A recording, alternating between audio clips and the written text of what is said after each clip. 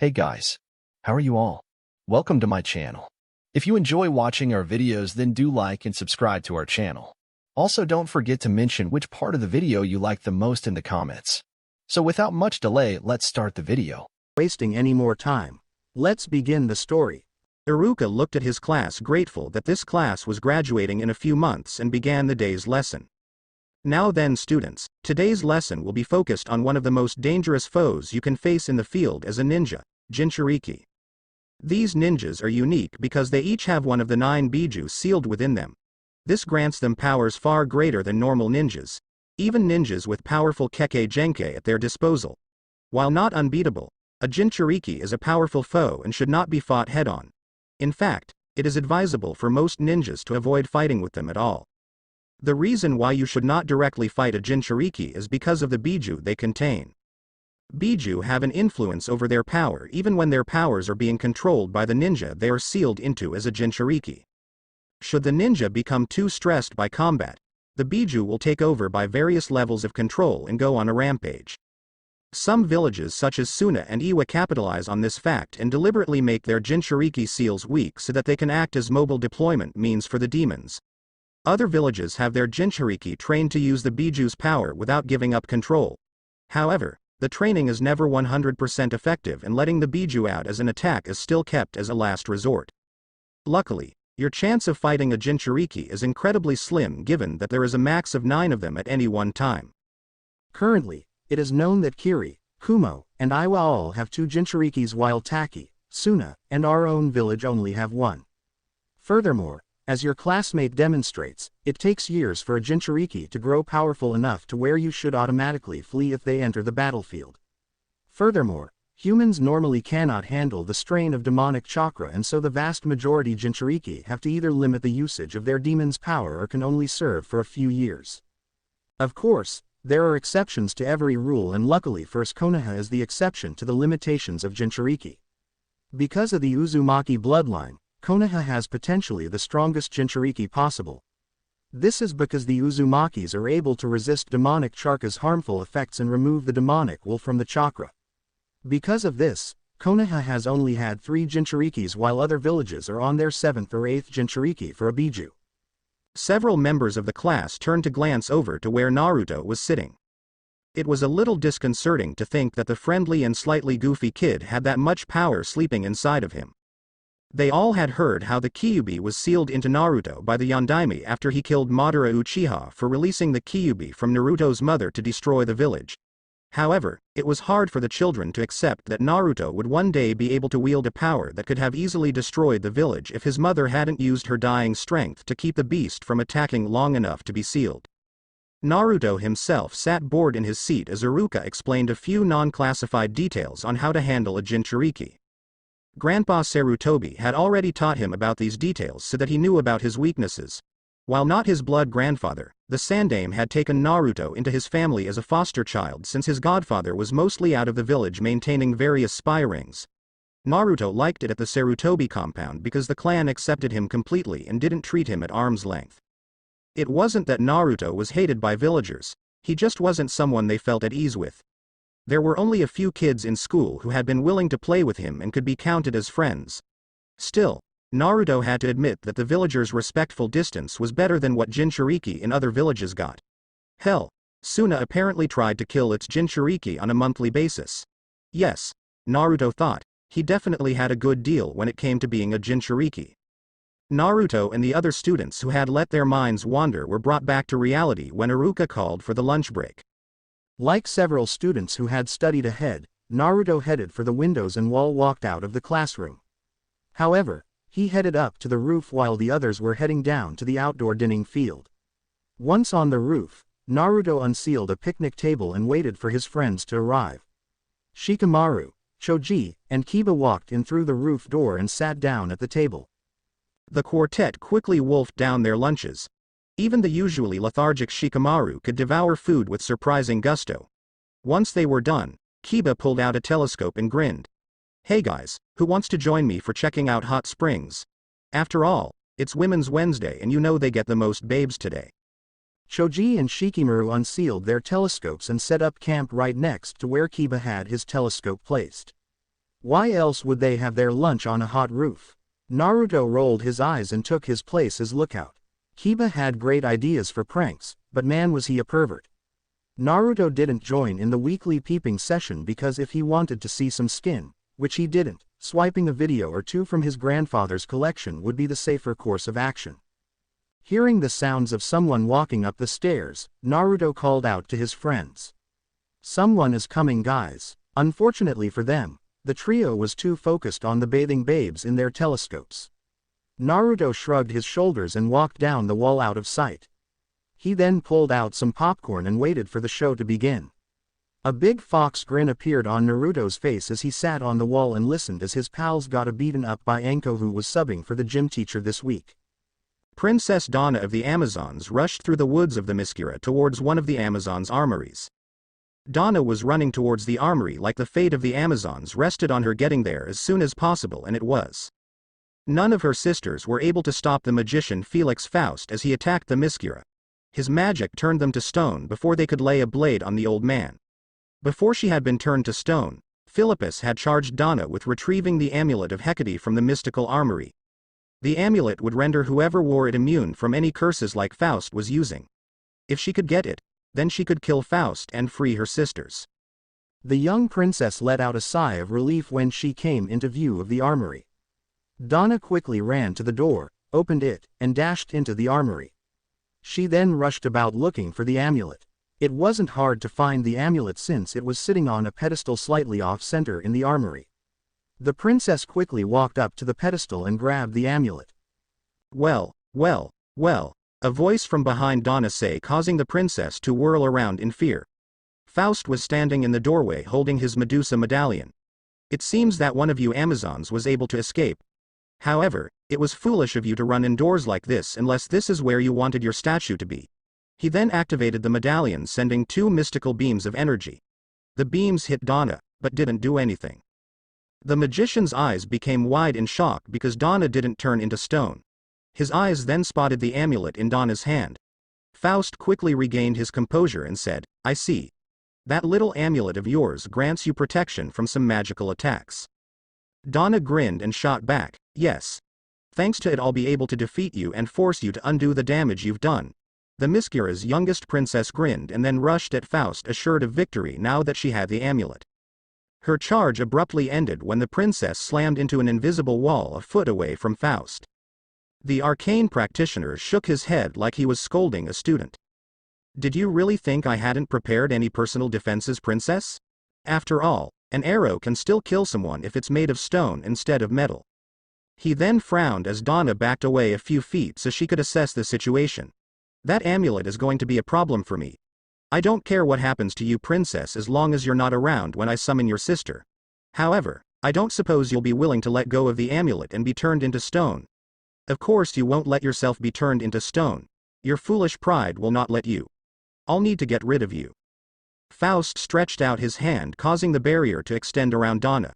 The princess snarled as she saw she was completely trapped by Faust's magic. She then watched as the magician pulled out a large blue sapphire gem and began chanting. "By the power of Odin's lost eye, I call upon the strength to pierce the veil of time and cast asunder the barriers of evermore. May this woman see her last sunrise. In this land that is by right of sword mine to forever be cast upon a dream's lost shore." Bolts of lighting suddenly appeared in the barrier and started to swirl around Donna, growing in strength. Donna then felt a strong gale forming and trying to lift her off the ground. Soon the wind picked her up, causing the princess to panic. "Why isn't the amulet stopping this curse?" Faust shouted out. "That's because this isn't a curse, my dear. It's a transportation spell designed to send you to another reality. By having your destination be random, I'm able to lower the power of the spell enough so that I can cast it, and I can't retrieve you if your sister tries to for me to get you back." There was blinding flash of light as the princess was forced out of reality with her destination up to fate. Danzo frowned as he looked at the Anbu commanders assembled before him. In the scarred elder's mind, most of the Anbu were only acceptable and should be of superior quality than what he had to deal with thanks to Hiruzen's policies.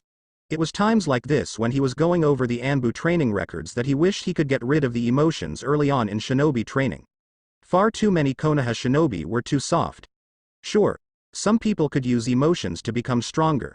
However, Far too many people let their emotions paralyze them when they should act. It annoyed Danzo that Hiruzen forgot that he was one of those rare people who could productively utilize emotions.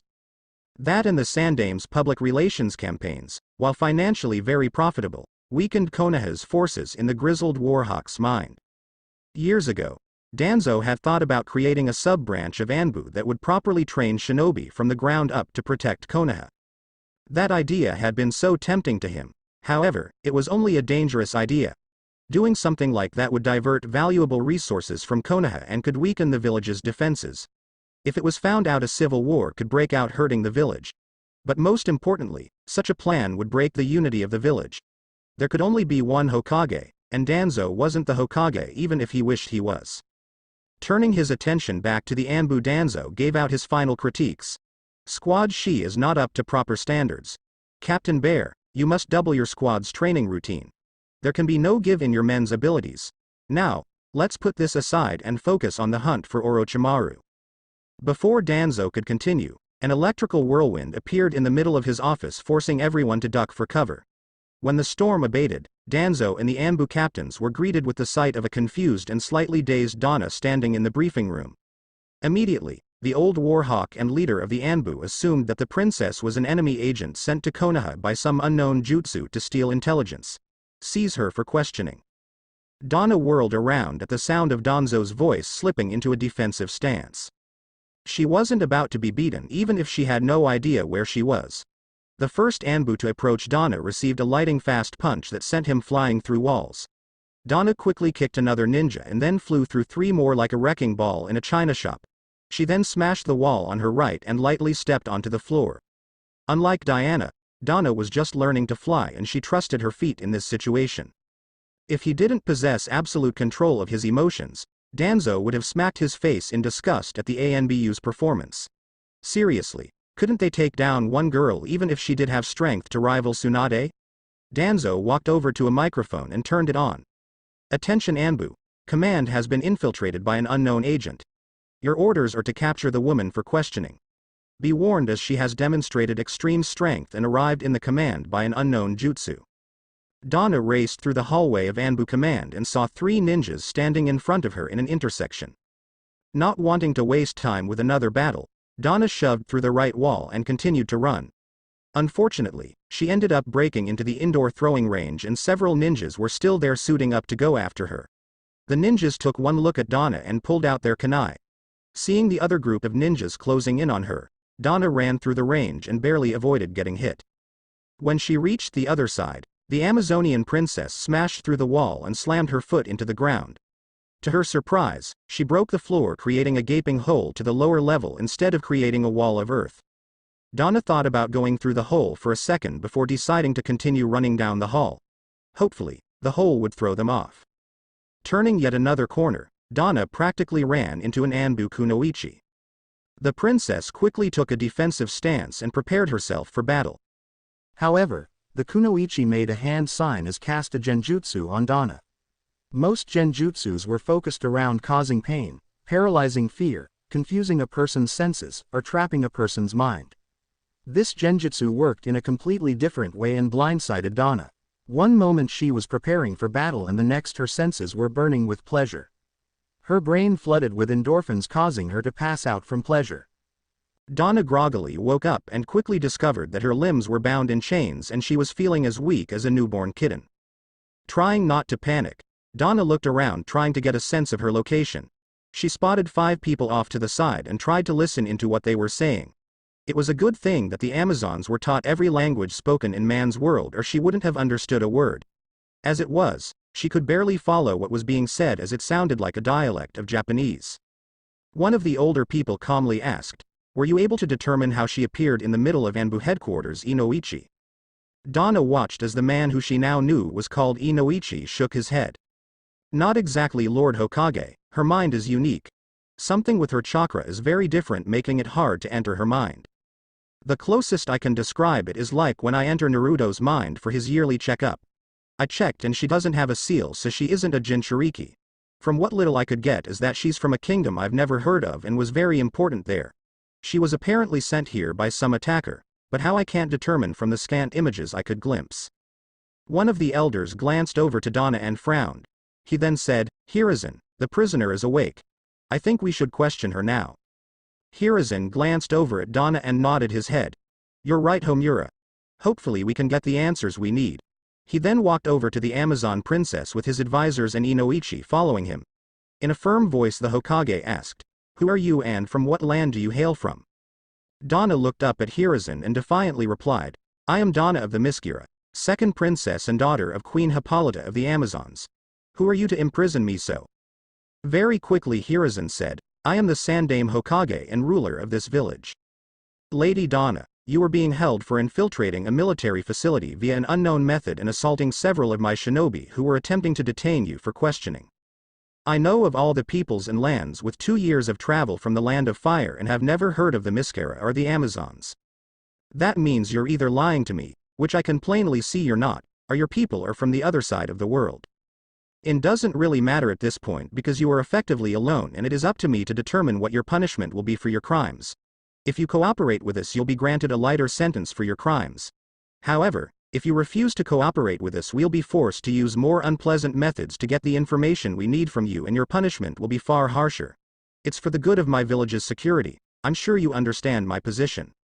As much as Donna hated it, she could understand Hiruzen's position. If somebody had suddenly appeared in the middle of the palace back home they would have been seized for questioning as well. With a sigh Donna said, Alright, I'll help you. What is it you want to know? Danzo quickly spoke up before Hiruzen. How did you enter Anbu command? Donna looked at Hiruzen for a second and then said, I don't know. My people were under attack and I was tasked with retrieving an amulet that negated our attacker's magic. He found me after I recovered the amulet and used an artifact I've never heard of before to send me away so that he wouldn't have to worry about the amulet. Hiruzen nodded his head accepting Donna's answer. The questioning continued for the next 20 minutes as Hiruzen and the other elders tried to assess what threat Donna, her people, and Faust might present to Konoha in the Land of Fire. Once the questioning session ended, Hiruzen and the elders walked away to discuss what should happen to Donna. Danzo was the first to speak his opinion. I say that we have the prisoner put to death. Her ability to resist Inoichi's mind-reading jutsus makes it unlikely we can mind-wipe her to savage her as a Black Ops fighter. Her people are obviously out of range to do anything to us or help us and she'll only cause trouble staying here.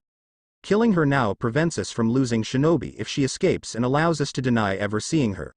It's the safest option. Homura shook his head. I think we should have her kept locked away for now and search for the Miskira. The Amazon Queen would likely pay a large ransom for the return of her daughter. The price of exotic goods from lands beyond the local countries would fetch a considerable profit. We know that there is at least one way to get to the Miskira quickly and we could perhaps create another way with Jiraiya and his toad summons to help. Kaharu added her 2 cents. We have no idea if her sudden transportation to Konoha can be duplicated and it would cost too much to fund an expedition of exploration to find the Miskira. Also, simply killing Donna would be a waste of a perfectly good opportunity. I say we marry her to Naruto Uzumaki. We'll eventually need another Uzumaki to take Naruto's place in the future and no clan is going to allow one of their daughters to be the mother or grandmother of the next Jinchuriki. Donna's strength will improve the Uzumaki clan as a whole and we were contemplating giving Naruto a captured kunoichi or 2 in the future as a concubine if the situation regarding his status remained the same. The Hokage carefully considered his friend's words. Their very different outlooks on matters helped him look at all angles. Kaharu had a good point and presented a good way to handle the situation. Having Donna marry Naruto would allow Konoha to claim they were treating the princess well on the off chance her people ever came looking for her. The marriage would link the princess to the village and could be construed as a punishment for a lady of her birth, especially given the Uzumaki's burden. It would also solve the very real problem of Naruto being the only living member of his clan. People appreciated what Naruto did for them, but no one wanted their descendants bound to the Uzumaki's fate. Hiruzen nodded his head and said, I've decided to go with Kaharu's suggestion. We'll have Lady Donna move to the good behavior cell for tonight and inform her of her punishment tomorrow. Keep the chakra draining seal on her, but remove her chains and make sure that she gets her meals from the guard kitchen instead of the prisoner kitchen. Asuma and Naruto were standing on wooden training poles having a spar in the Sarutobi clan compound. Both of them were wielding wooden training kunai and trying to force the other to lose their footing. Asuma was taking a defensive approach while Naruto was hopping from pole to pole trying to attack a weak spot he thought he saw. The Jonin spotted his father entering the compound out of the corner of his eye and decided to end the match. Asuma's leg lashed out quicker than Naruto could follow, hit the boy in the gut, and sent him flying out of bounds. There was a noticeable thud as Naruto hit the sand around the training poles. What was that for Uncle Asuma? I thought you said we weren't going to use our feet this session. Asuma shrugged his shoulders and replied, always expect the unexpected in battle, Naruto. Besides, father's home early today and I think we should see what's going on. Asuma then hopped off of the pole he was standing on and landed on the stone outline of the training ground. He then turned around and offered Naruto a hand up. Naruto accepted the offered hand and the duo walked back into the compound. Unlike some established clans, the Sarutobis followed a more relaxed domestic life and their compound was a large home for everyone to live in rather than a formal compound with greater and lesser domiciles for clan members.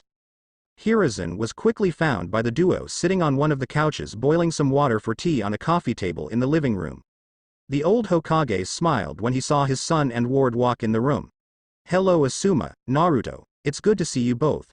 Would either of you care for a cup of tea? Sure grandpa. I think that would be nice father. Naruto sat down next to Hiruzen while Asuma got 2 more cups. He then put the on the tray and asked, so father, why are you home early? Hiruzen let a small frown appear on his face as he spoke. We had an incident today at Anbu Command. A noblewoman from a warrior people I've never heard of before was accidentally sent into command by a jutsu used against her. She caused quite a ruckus before we were able to capture her for questioning. Now, I've got a princess cooling her heels in a prison cell with no ready way to return her to her people, but have to face the chance her people will come looking for her. Asuma shuddered and replied, that's not good news. If this causes the Fire Lord any trouble with the local nations or causes some previously unheard of nation to attack, it will be your neck on the chopping block. What are you going to do about her? The Hokage took a moment to pour some water into his cup and put a tea bag in it. He then answered his son. I'm doing the only thing I realistically can do. I'm providing for a young woman of her station while still punishing her for attacking Konoha's military forces. As such, she is to be married off to a clan heir whose wealth can provide for a high station, but not one as high as the typical princess would consider normal for one of her station. As for the heir in question, I've chosen Naruto to be her husband. Naruto spat out his tea and screamed, what? How can I be chosen as this woman's husband? I'm only 14 years old for Amaterasu's sake. Hiruzen gave Naruto a hard look and said, you were selected to be Donna's husband because I decided you were the best choice out of her potential husbands to be. The fact that you are 14 is immaterial. As your guardian I can give my permission to have you as a minor marry. Also, you're set to graduate from the academy in 3 months so you'll be legally an adult. Besides, Donna is apparently 15 years old so your ages won't be a major problem. With a sigh Naruto replied, you're right grandfather. I just wish that I could pick my own wife in the future. You know, like how you got Uncle Asuma's mother or how my parents met. Is it really too much to ask for the chance to have the choice be my choice? A small tear rolled down Hiruzen's cheek. I'm sorry Naruto. I really wish you could have the joy of meeting that someone special and falling in love like I did. However, I don't see that happening as much as it pains me to tell you this fact. I can't see any woman from the village agreeing to become your wife because of social pressure. Take a look at your situation in school. You're one of the top students of the year, you come from a respected wealthy clan, have the Yondaime for your father, are one of the more attractive boys in the school, and yet you don't have a single fangirl. Now I'll freely admit that fangirls are worse than Locust, but any other boy in your situation would have at least a dozen of the vermin. Asuma walked over and wrapped his arm around Naruto. Cheer up Naruto, it's not so bad. There's nothing that says you can't fall in love with this Donna girl once you married her just because it's an arranged marriage. I know several nobles who have grown to love their wives that they got from arranged marriages. As long as you are a gentleman everything will work out in time. I guess, Naruto said as his spirits picked up a little. He then looked at Hiruzen and asked, Grandpa, when do I meet Donna? Hiruzen quickly answered, tomorrow after school Naruto. I want you to head straight for the Hokage Tower and come to my office. Donna will be brought to my office to meet you after being informed of her future by one of the village elders. You two will meet there and can talk for a bit before the marriage papers are signed. Once the marriage is finalized you and your new bride will be free to do as you wish until supper time when I expect you both to be here. He then turned to his son and said, Asuma, I want you and your brother Sagara to prepare one of the larger rooms tomorrow for the new Uzumaki couple to move into. Just the basic things Naruto and Dana will need you understand. Is that alright with you? Asuma nodded his head and replied, That's fine, father. Dana was sitting on the bed in her cell wearing a plain kimono. She had been given the outfit and instructions on how to wear it with her breakfast. Part of Dana wanted to keep her old tunic, but it had been taken to be washed. At least, the princess groused, she had been allowed to keep her bracelets. The second princess of the Miskira heard a door slide open and got up to see Kaharu enter her cell block. Dana watched as the village elder walked over to her cell. So, I take it you're here to tell me what my punishment is going to be. Kaharu bowed her head and replied, That is correct, Princess Dana. It has been decided that, to both provide for your living in our lands and punish you by limiting your nation's alliance prospects, you are to be married. Damn to Tartarus I will. Dana screamed as she tried to punch her way out of her cell. The pain in her fists and the fact that something was draining her strength didn't matter to the princess.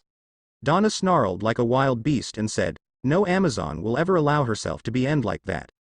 Kaharu rolled her eyes at the theatrics, quickly make several one-handed hand signs, and launched a small bolt of lighting at Dana, zapping the princess. That is enough of that kind of behavior, young lady. I don't know what things are like among your Amazonian people, but in these lands it is expected for a lady of your stature to act with dignity and respect. I have no idea how you could get this ridiculous idea that marriage is the same as rye. Dana quickly retorted. My teachers have taught me about the machinations of men. It was Hades who tricked my mother, forcing the other gods to punish her. It was Hercules who attacked the Miskira after my mother and my Amazonian sisters welcomed him in friendship. The women who have the blessing to come to our shores in sanctuary tell tales of how most of their husbands or other men they knew abused them. How is it that you, a woman who has obviously seen much in her lifetime, say something like that to me? It wasn't that Dana hated men.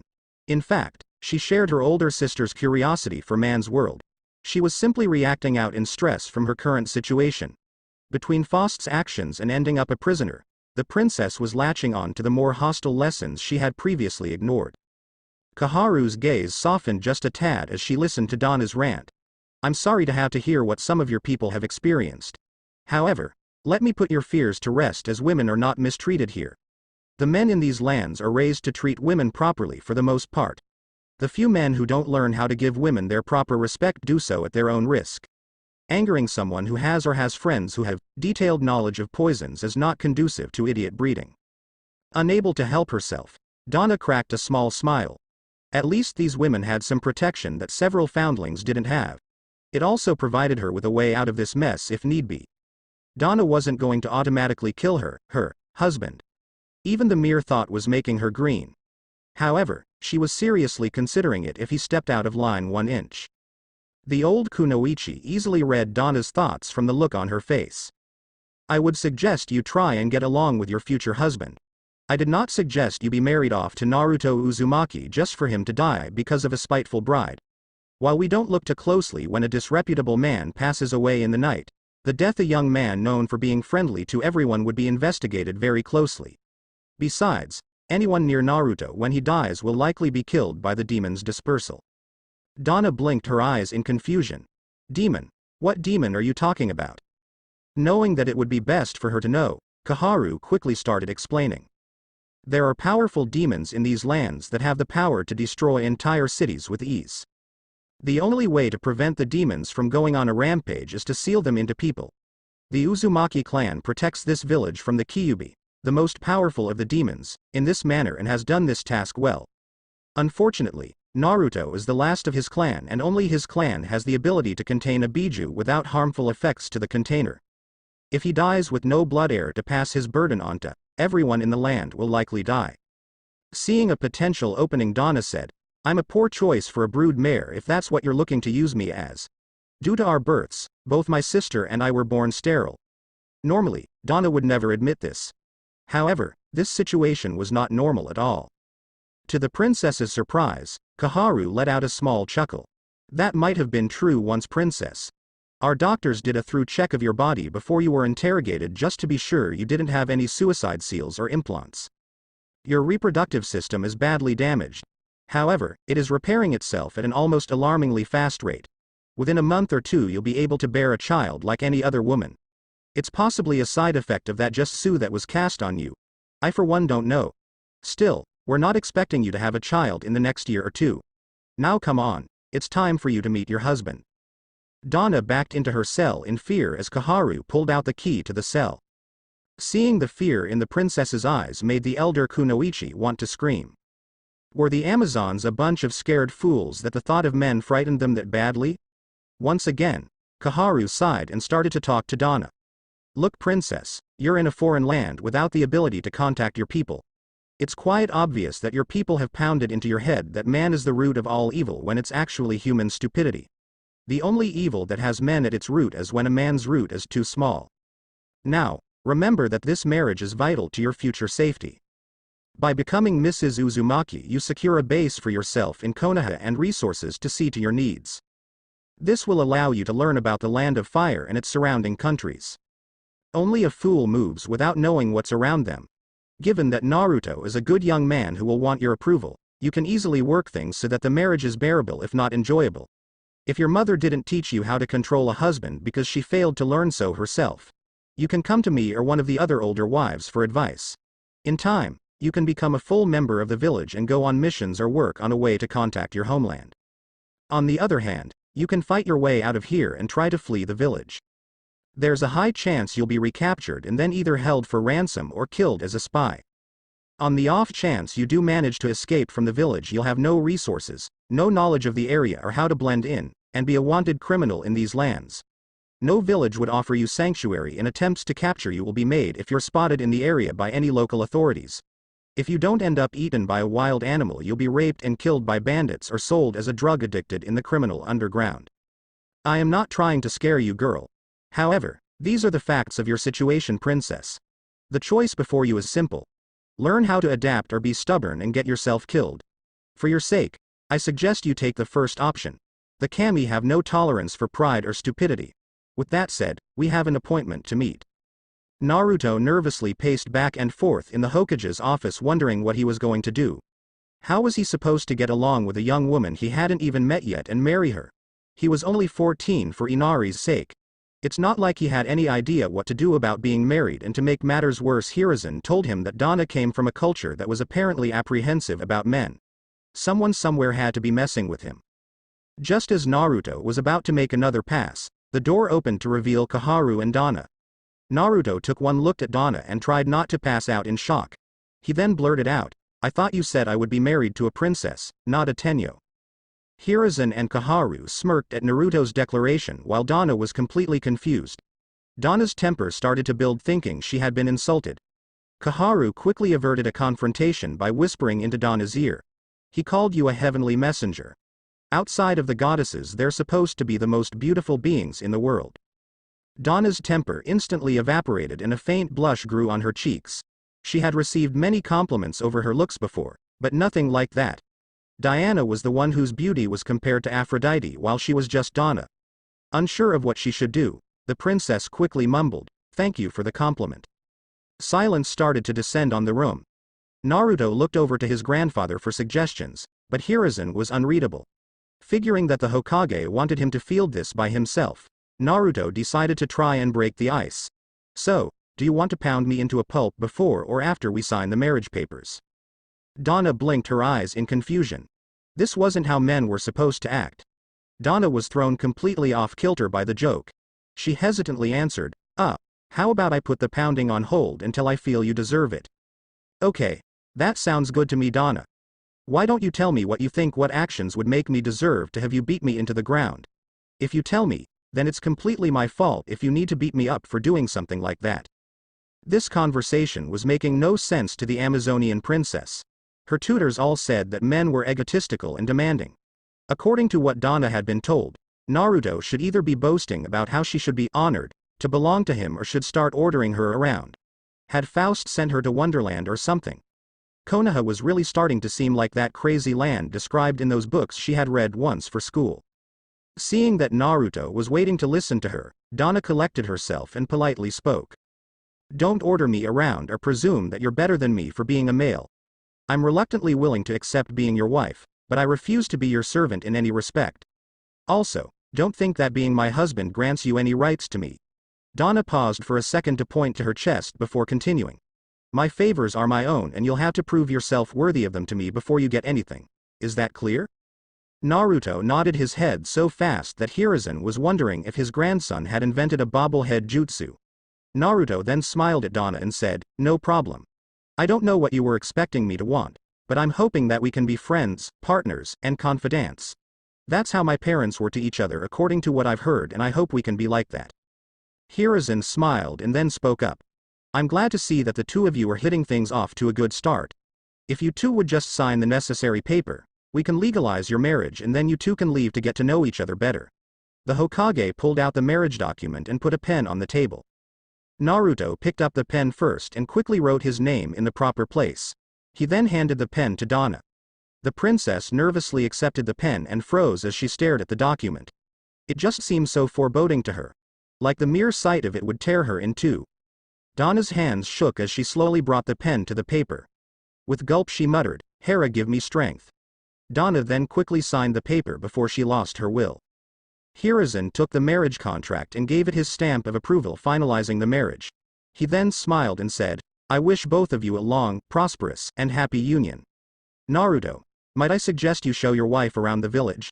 That way, she can familiarize herself to her new home and you two can get to know each other better. Donna's first impression of Konoha was its bustling streets outside of the Hokage Tower. She quickly took in all of the merchants in their vendor stalls calling out their wares. The villagers bustled around, weaving among the stalls and through the stores. Up on the rooftops, sentry ninjas could be seen carefully examining the bustle below them. The buildings weren't crowded, but the multi-story businesses were carefully built to make the most of limited space while being pleasant to the eye. By the gods, Donna murmured, I've never seen something like this. Naruto turned to give his new wife a confused look. It's just the village commerce section. Surely you've seen similar things in your own lands. Donna shook her head. We don't have large markets in the Miskira. Most of the population lives scattered about the island in collections of 20 to 30 homes. Amazons are taught how to make most of what they need. The independence of every woman is highly prized among my people because of the many groups of men forced on my ancestors. If they cannot make something themselves or know of someone who can make what they need better, they go to that person and work out an exchange of labor that leaves both groups happy. A few women have specialized in certain crafts, but those are masters whose abilities in a certain field are rarely matched. About the only thing I can think of like this place is the Citadel. Naruto gave Donna a questioning glance. What's the Citadel? The newly married princess bit her lip softly as she thought about what she should say. She then sighed and replied, the Citadel is the Amazon stronghold. I guess you could call it our city. However, it's more a place where we can flee to if we're ever invaded. Within it are the palace, the temples, along with enough barracks, armories, and storehouses for my people to outlast any siege. Normally, only the priestess, the royal family, a few scribes, and the peacetime army live in the Citadel. Her eyes got misty as the princess continued. Faust attacked the Citadel first. Somehow he was able to transport past the wards of the Citadel and appeared in the middle of the royal court. General Philippus was able to get me out in the opening attack. We made it to the pigeon coops, but found that all of our messenger birds had been turned into stone. Philippus left to try and make it to one of the patrol bases in order to organize a counterstrike. I was sent to get an artifact that would help against Faust, and the last I saw of Philippus she was being transformed. Extremely nervous, Naruto ever so carefully put his hand on Donna's. He then softly spoke. Look, someone must have stopped Faust sooner or later. I don't know how many Amazons there are, but sooner or later someone will have beaten this guy. One person can't take on an entire nation. Not even a Jinchuriki can do that. Now it was Donna's turn to be confused. What's a Jinchuriki? A Jinchuriki is a person who's had a demon sealed within them. That's what people with my burden are called. Using the demon's power, a properly trained Jinchuriki can devastate armies, but they aren't unstoppable. Suna lost the Shichibi to Taki in the First Shinobi War because they thought the power of the Biju would let them conquer the country. Taki was crippled into being the minor power it is today, but they survived and now they're the only minor village with a Jinchuriki line. What I'm trying to say is that this Faust guy might have gotten lucky in the opening attack, but he's going to be defeated. Donna rewarded Naruto with a small smile for his efforts in cheering her up. She still wasn't sure about Naruto or them being married. However, a small voice in her head was whispering that she could have done much worse. Unsure of what to do, Donna asked, "What should we do now?" Naruto quickly replied, "I was thinking that we could go visit some of the shrines. There's one in particular I want to visit with you since it's to commemorate my parents. After that, I figured I could show you around Konoha so you know where everything is before we head back to the Sarutobi compound where we'll be staying for the next few months. Is that alright with you, Donna, or do you want to do something else?" That will be fine, Naruto. Which shrines will we be visiting?" "Well, the first shrine I think we should visit is the shrine to Inari. As the kami of fertility among other things, it's traditional in the land of fire for newlyweds to make a small offering to Inari for good fortune in their marriage. It's not something that has to be done immediately, so we can wait if you're not comfortable with making the offering now. However, it's considered to bring the best luck if one makes the offering within the first week of marriage and an invitation for misfortune if the offering is not made in the first month." Thinking of the Olympians back home, Donna's face grew a little pale. She quickly regained control and said, "Let's hold off for today at least. I don't want to make any offerings for our marriage at the moment. What other shrines were there that you wanted us to visit?" Naruto smiled and replied, "There are 2 other shrines I think we should visit. The first is the shrine of Zangetsu. Zangetsu is an aspect of the Shinigami, and we see him as the guardian of protectors who cuts down all who seek to harm others. He's a minor kami that's revered only in this land, but his worship is pretty big in Konoha. I figure we can say a prayer and make an offering at his shrine asking him to look out for your people. The second shrine I wanted to take you to visit is the ancestral shrine to the Rakudu Sennin. As I'm a shinobi in training from a shinobi family, taking you to the shrine is my way of introducing you to all my ancestors. This is especially true since the Uzumaki clan can trace their ancestry back to the Rakudu Sennin. The ancestral shrine also has an altar dedicated to my mother and distant cousin Mito for watching over Konoha as the previous Jinchuriki, and an altar to my father's spirit since he was a Hokage while he was alive." It took the couple 10 minutes to get to the small shrine of Zangetsu. Donna was surprised to notice how cheery and peaceful the shrine was. The architecture was bright and cheerful like those of the other shrines the couple had passed by, and there was a small garden separating the shrine from the surrounding apartment buildings. There was a small black stone in front of the shrine entrance that read, "Abandon your fear. Look forward. Move forward and never stop. You'll age if you pull back. You'll die if you hesitate." Donna reread the message on the stone and blinked her eyes. "Naruto, am I reading that sign correctly? I think it says, abandon your fear. Look forward. Move forward and never stop. You'll age if you pull back. You'll die if you hesitate.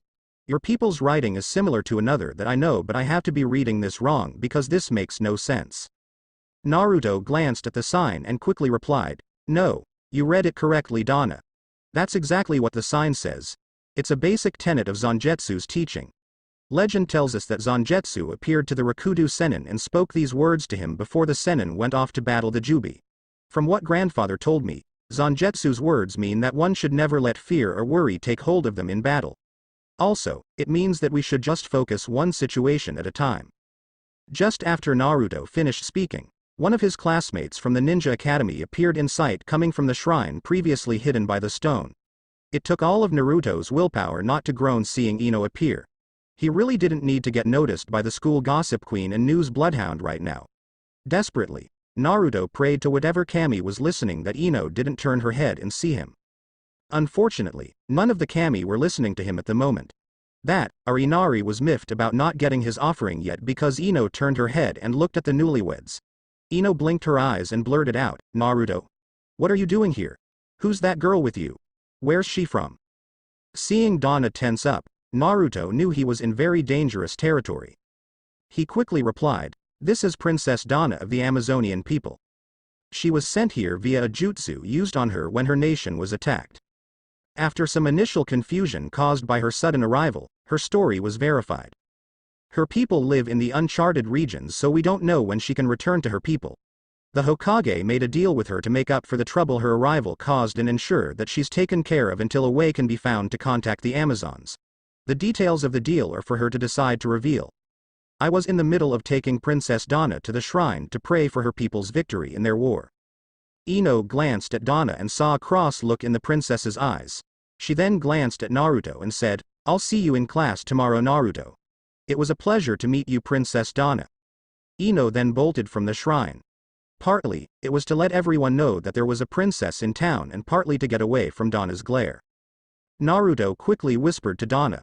I'm sorry for not telling her that you're my wife. However, I thought you'd like to get used to the idea of being married today without everyone knowing. If Ino found out, the news would be known throughout the village. Besides, I did tell her the truth from a certain point of view. Donna's cheeks got a little warm when she realized that Naruto was trying to be considerate of her feelings. Once again, her new husband was doing something to throw her off balance, and they were only married for an hour. At this rate, Naruto would make her completely dizzy and confused before the week was out. Hera give her, wait. Maybe calling on the goddess of matrimony wouldn't be such a good idea for her at the moment. Donna wished she knew what her mother or older sister would have done in this situation. Naruto gently took hold of Donna's hand and led her into the shrine grounds. He led her to a small booth where a shrine maiden was selling pre-made offerings and incense. Donna watched as Naruto handed the shrine maiden a handful of coins and grabbed 2 offerings and 2 incense sticks. The shinobi in training handed his new bride an offering and an incense stick. Donna looked at the offering resting in her hand in confusion. Seeing her confusion, Naruto quickly explained. It's a rice ball with some meat inside. The shrines make them so that people can pray at a moment's notice. Most of the money used to buy an offering goes to charity and rest to the upkeep of the shrine. When we go into the shrine, you just put the offering in the altar fire, silently ask your petition, light the incense on the flame, and then place the incense on one of the stands. The couple walked into the shrine building, and Naruto was surprised to see no one else in the shrine. There was a wall of burnt incense showing that there had been a lot of visitors today, but this was the first time Naruto had ever seen the place so quiet. Usually, there was a line at the altar as people came daily to pray for a family member's success or protection during a mission. Naruto went first in making his plea to Zangetsu for the Amazon's safety. As Naruto moved to put his incense in a holder, Donna approached the altar. She glanced up at the painting of Zangetsu and couldn't help but feel that he was somehow familiar. Something about the middle-aged man in the long black coat that was portrayed made the Amazon princess feel at ease. Donna quickly made the offering, said her prayer, and hoped everything would be all right back home. Donna's arrival at the Sarutobi compound had been rather interesting, to say the least. She had not been happy at the idea of living in the same house as the man who forced her into an unwanted marriage. At least Naruto had the intelligence to tell her that before they showed up at the compound. No one wanted to know what Donna's reaction would have been if she didn't have a chance to vent beforehand. Currently, Donna was in the attached bathroom of her and Naruto's new room, brushing her hair after taking a bath. Her comb and the evening dress she was wearing had once belonged to one of Hiruzen's daughters who had unfortunately died years ago on a mission. She paused for a second and looked at herself in the mirror. The calm image Donna saw staring back at her didn't show the fear and nervousness within her. Her heart started beating faster as she thought about what was going to happen soon. It was her wedding night, and she had no idea what that would mean. Was Naruto's personality going to turn now that they were behind closed doors? Several of Donna's teachers had been married before becoming foundlings and had talked about their experiences once. Most of them talked about how painful it had been for them as their husbands used their bodies for satisfaction while not considering them in the least. Only one of Donna's teachers had anything good to say about their wedding night. Turning away from the mirror, Donna sighed and put her brush down. You're an Amazon warrior, she quietly said to herself. You can deal with any challenge that you're faced with. Donna then got up and nervously walked towards the door. She took a deep breath and then opened the door. Naruto was dressed in some sleeping pants and wearing a ridiculous sleeping cap. To Donna's surprise, Naruto was setting up his old futon at the foot of the queen-sized futon that Asuma had bought earlier. Donna blinked her eyes several times before she blurted out, "By the gods, what are you doing, Naruto?" Her husband whipped his head around and stammered for a second before speaking. "I was just setting up this futon for me tonight. Since you didn't seem all that comfortable with everything yet, I thought you wouldn't like the idea of us sharing a bed. To tell you the truth, I'm not that comfortable with it either. Not that I find the idea of sleeping with you, or next to you, repulsive or anything. It's just that this marriage is rather unexpected for me as well. So, you get the queen-size bed and I get my old futon. Of course, I'm willing to do something else if that's what you want." Donna's jaw dropped and then moved up and down several times without her saying a word. What could she say? This wasn't how things were supposed to be, and she was thrilled because of it. Finally, Donna found her voice and said, "That sounds good to me, Naruto. Good night to you, husband. Donna barely whispered out husband as she crawled into bed. Naruto smiled on hearing what Donna said. He lied down in his bed and replied, "Pleasant dreams, Tenyo." Unseen in the darkness, a faint blush appeared on Donna's cheeks. Donna woke up the sound of some birds singing at the window. Her eyes immediately opened and she shot up into a defensive position on instinct. She warily looked around the room for a few seconds trying to spot where an attacker might come from before she remembered where she was. This was the room in the Sarutobi compound given to her and her to her and Naruto. A quick look at the mattress revealed that Naruto hadn't touched her futon. A fact that helped put Donna at ease. She then spotted something lying on Naruto's futon. Donna carefully walked over, picked up a note lying on Naruto's pillow, and began to read. "Hi Donna, I hope you find this. I'm going to be training, so if you want to see me after you wake up you can go to Compound's training group.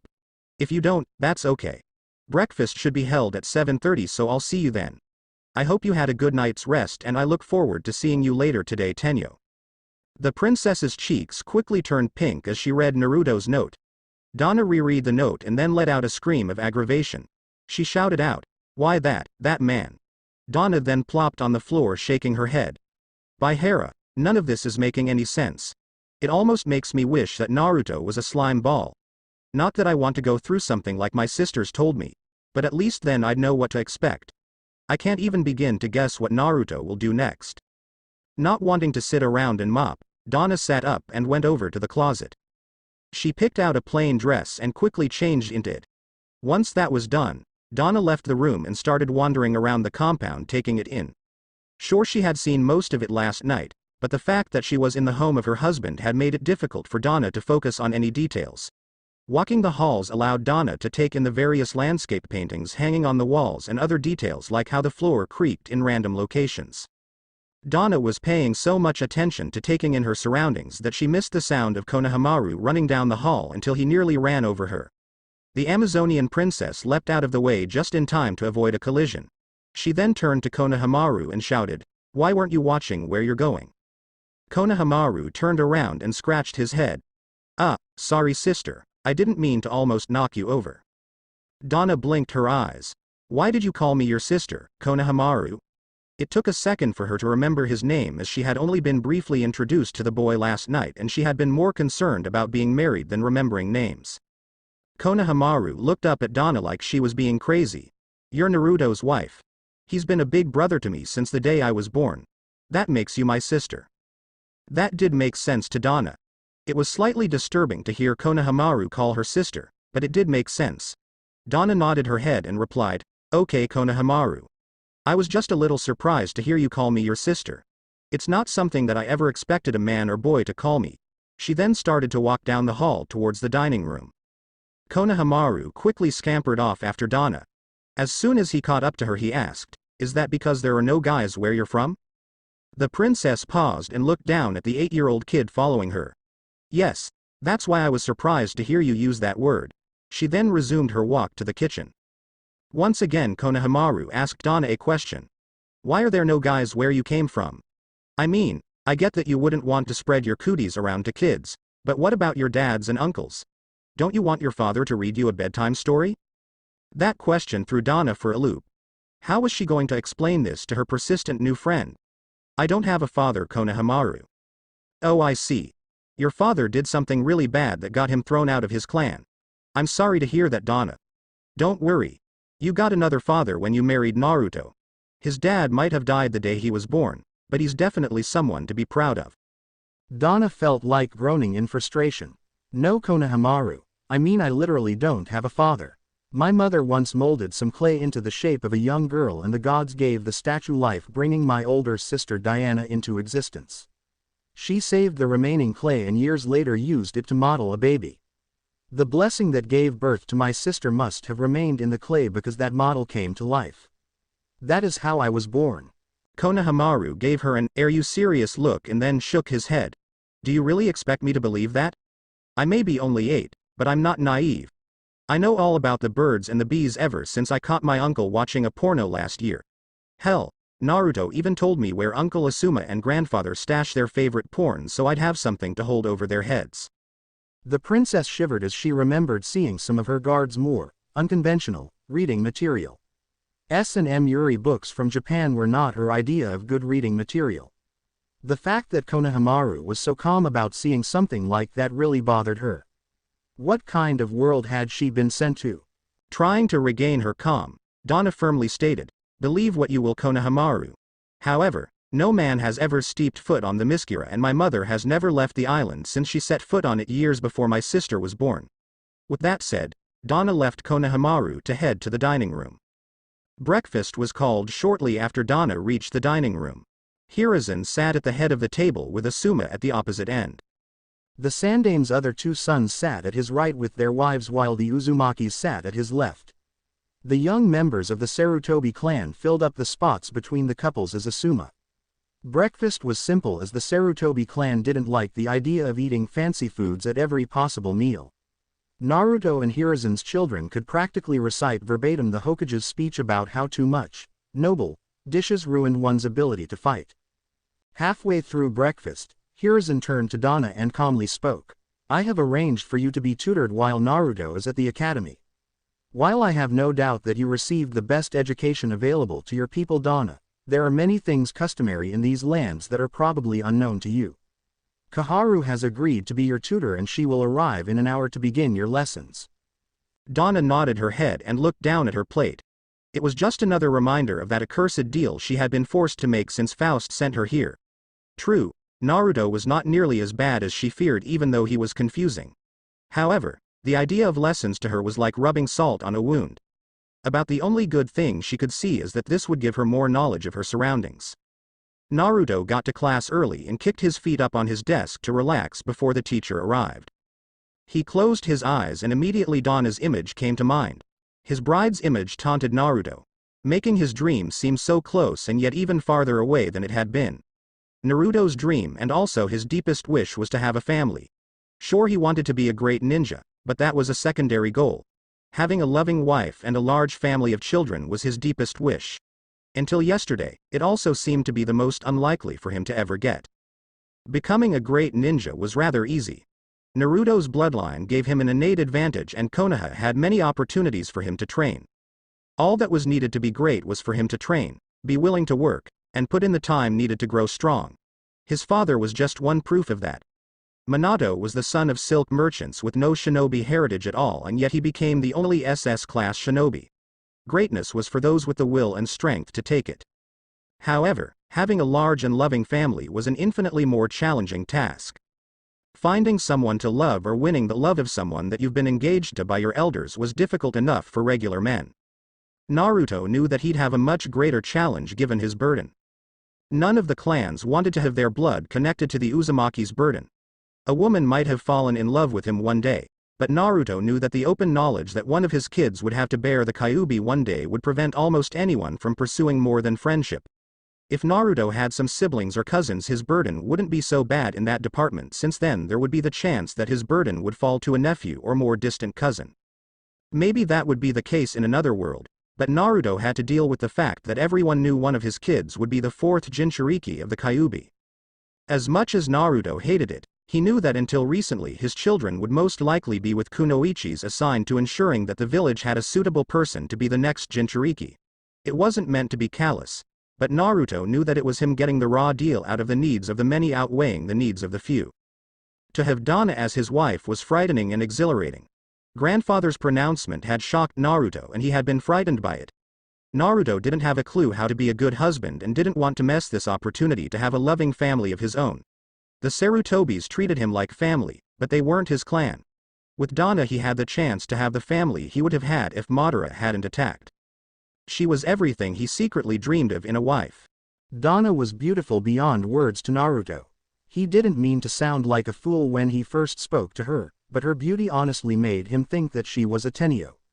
Her strong personality and kind heart made her seem even more beautiful to him. Even though they were married because of her unfortunate arrival, Naruto couldn't help feeling like the kami were giving him a golden opportunity. Naruto hoped that he could one day get Donna to love him as he was more than halfway in love with her. The question burning in Naruto's mind at the moment was, how to get Donna to start liking him. He was trying to be her friend since that was supposed to help newlywed couples in arranged marriages get along. However, The fact that Donna's people were apparently hostile towards men made things tricky for Naruto. How do you impress a girl that doesn't want to be impressed? Opening his eyes, Naruto quickly located the various fangirls and then their prey of the month. What attracted those girls to their targets? Sure, it was a bit insulting to Donna to try and get advice by observing fangirls, but the same principles should hold. After all, the problems with fangirls were that they were too vocal about their attraction, couldn't give a guy some peace, and usually failed to keep up their training. From what Naruto could see, there were two constants in the prey the fangirls stalked. First, the guys were constantly described as handsome or hot. Naruto didn't think that would help him much given that Donna's people were biased against men. If it did, at least he knew that he'd be acceptable given some of the comments he had heard over the years. The other constant was that the guys the fangirls were after were currently doing the best in school. Now that had some definite possibilities. Perhaps Donna would come to like him if he could prove that he'd become a great ninja. Currently, Naruto moved between being the third and the first place student in the class. Sure, he gave his training 100%, but he never really had something driving him before to stay in first place. With this idea in mind, Naruto pulled out one of his textbooks and began to reread one of the upcoming chapters. Kaharu sat down on her knees with Donna resolutely sitting in front of her. The old advisor carefully looked over her new pupil. While her posture was serene, there was a fire in Donna's eyes that Kaharu was happy to see. Once her inspection was over, Kaharu nodded her head and began to speak. Before we begin, I want to know one thing. What do you think that these sessions are supposed to do for you? Donna looked up at Kaharu and defensively said, I don't know for sure. However, my best guess is that this is some way to make me into some sort of ideal wife for Naruto. In her mind, Donna found herself to be more defensive around Kaharu than around Naruto. She had trouble admitting it even in her mind, but Kaharu put the princess on edge. After all, the village elder was the one to suggest she be married off to Naruto.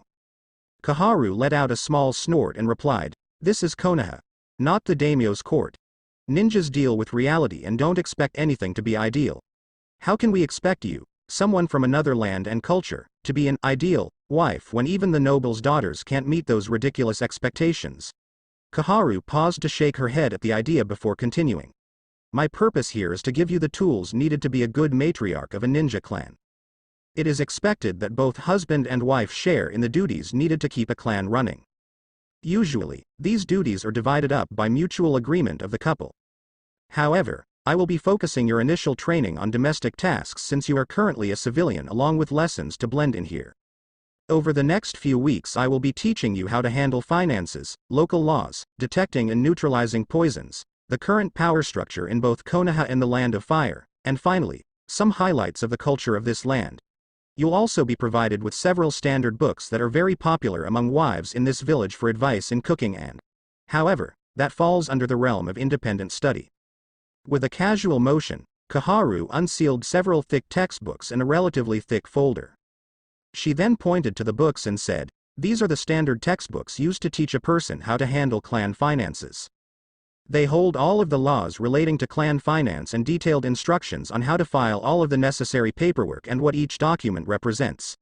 Usually, we start teaching children about these laws when they turn 12. That means you will have to be put on an accelerated education program in order to catch up with your peers. Luckily, you are not in the Ninja Academy or one of the other trade schools, and that gives you the time to dedicate towards the accelerated program. This, Kaharu paused as she pointed to the folder, is a copy of the Uzumaki clan's financial status. Currently, all of the clan's assets are being held in trust by the Hokage and managed by several retainers. Control of the clan's accounts will be given over to you in Naruto when either one of you becomes a Chunin or one of you becomes 18. Whether you continue to let retainers manage the accounts or you actively take over the accounts is for the two of you to decide. I brought these with me so that you can see the responsibilities that are facing you and why you have to study hard. Donna picked up the folder and began to leaf through it. Her eyes bulged out when she saw all of the various accounts and business interests. It was a good thing that Donna was sitting down because she felt dizzy looking at everything that belonged to her new family. How can Naruto have so much to his name? Kaharu smirked and replied, The Uzumaki were an old and successful ninja clan in both business and in being shinobi. They constantly invested the money they earned wisely and were nobles of a small island. All of the clans save for Kushina were killed early in the Second Shinobi War. Their assets were transferred to Kushina when the Land of Whirlpools was annexed into the Land of Fire. The fact is, Kushina or Naruto could easily have become a noble of serious power in the daimyo's court if they weren't bound by their duty. Naruto quickly entered the Sarutobi compound and hurried over to his new room. He opened the door to see Donna reading part of the Fire Codex. Memories of reading that dry collection of law books made Naruto wince in sympathy. Just as he was about to speak, Donna let out a scream of frustration.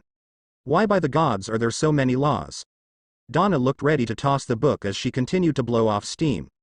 More than 2/3 of these laws are just instructions on what to do if a case varies from a set of circumstances or covers such minutiae that one could cut a dozen laws down to one law if a little brainpower was used.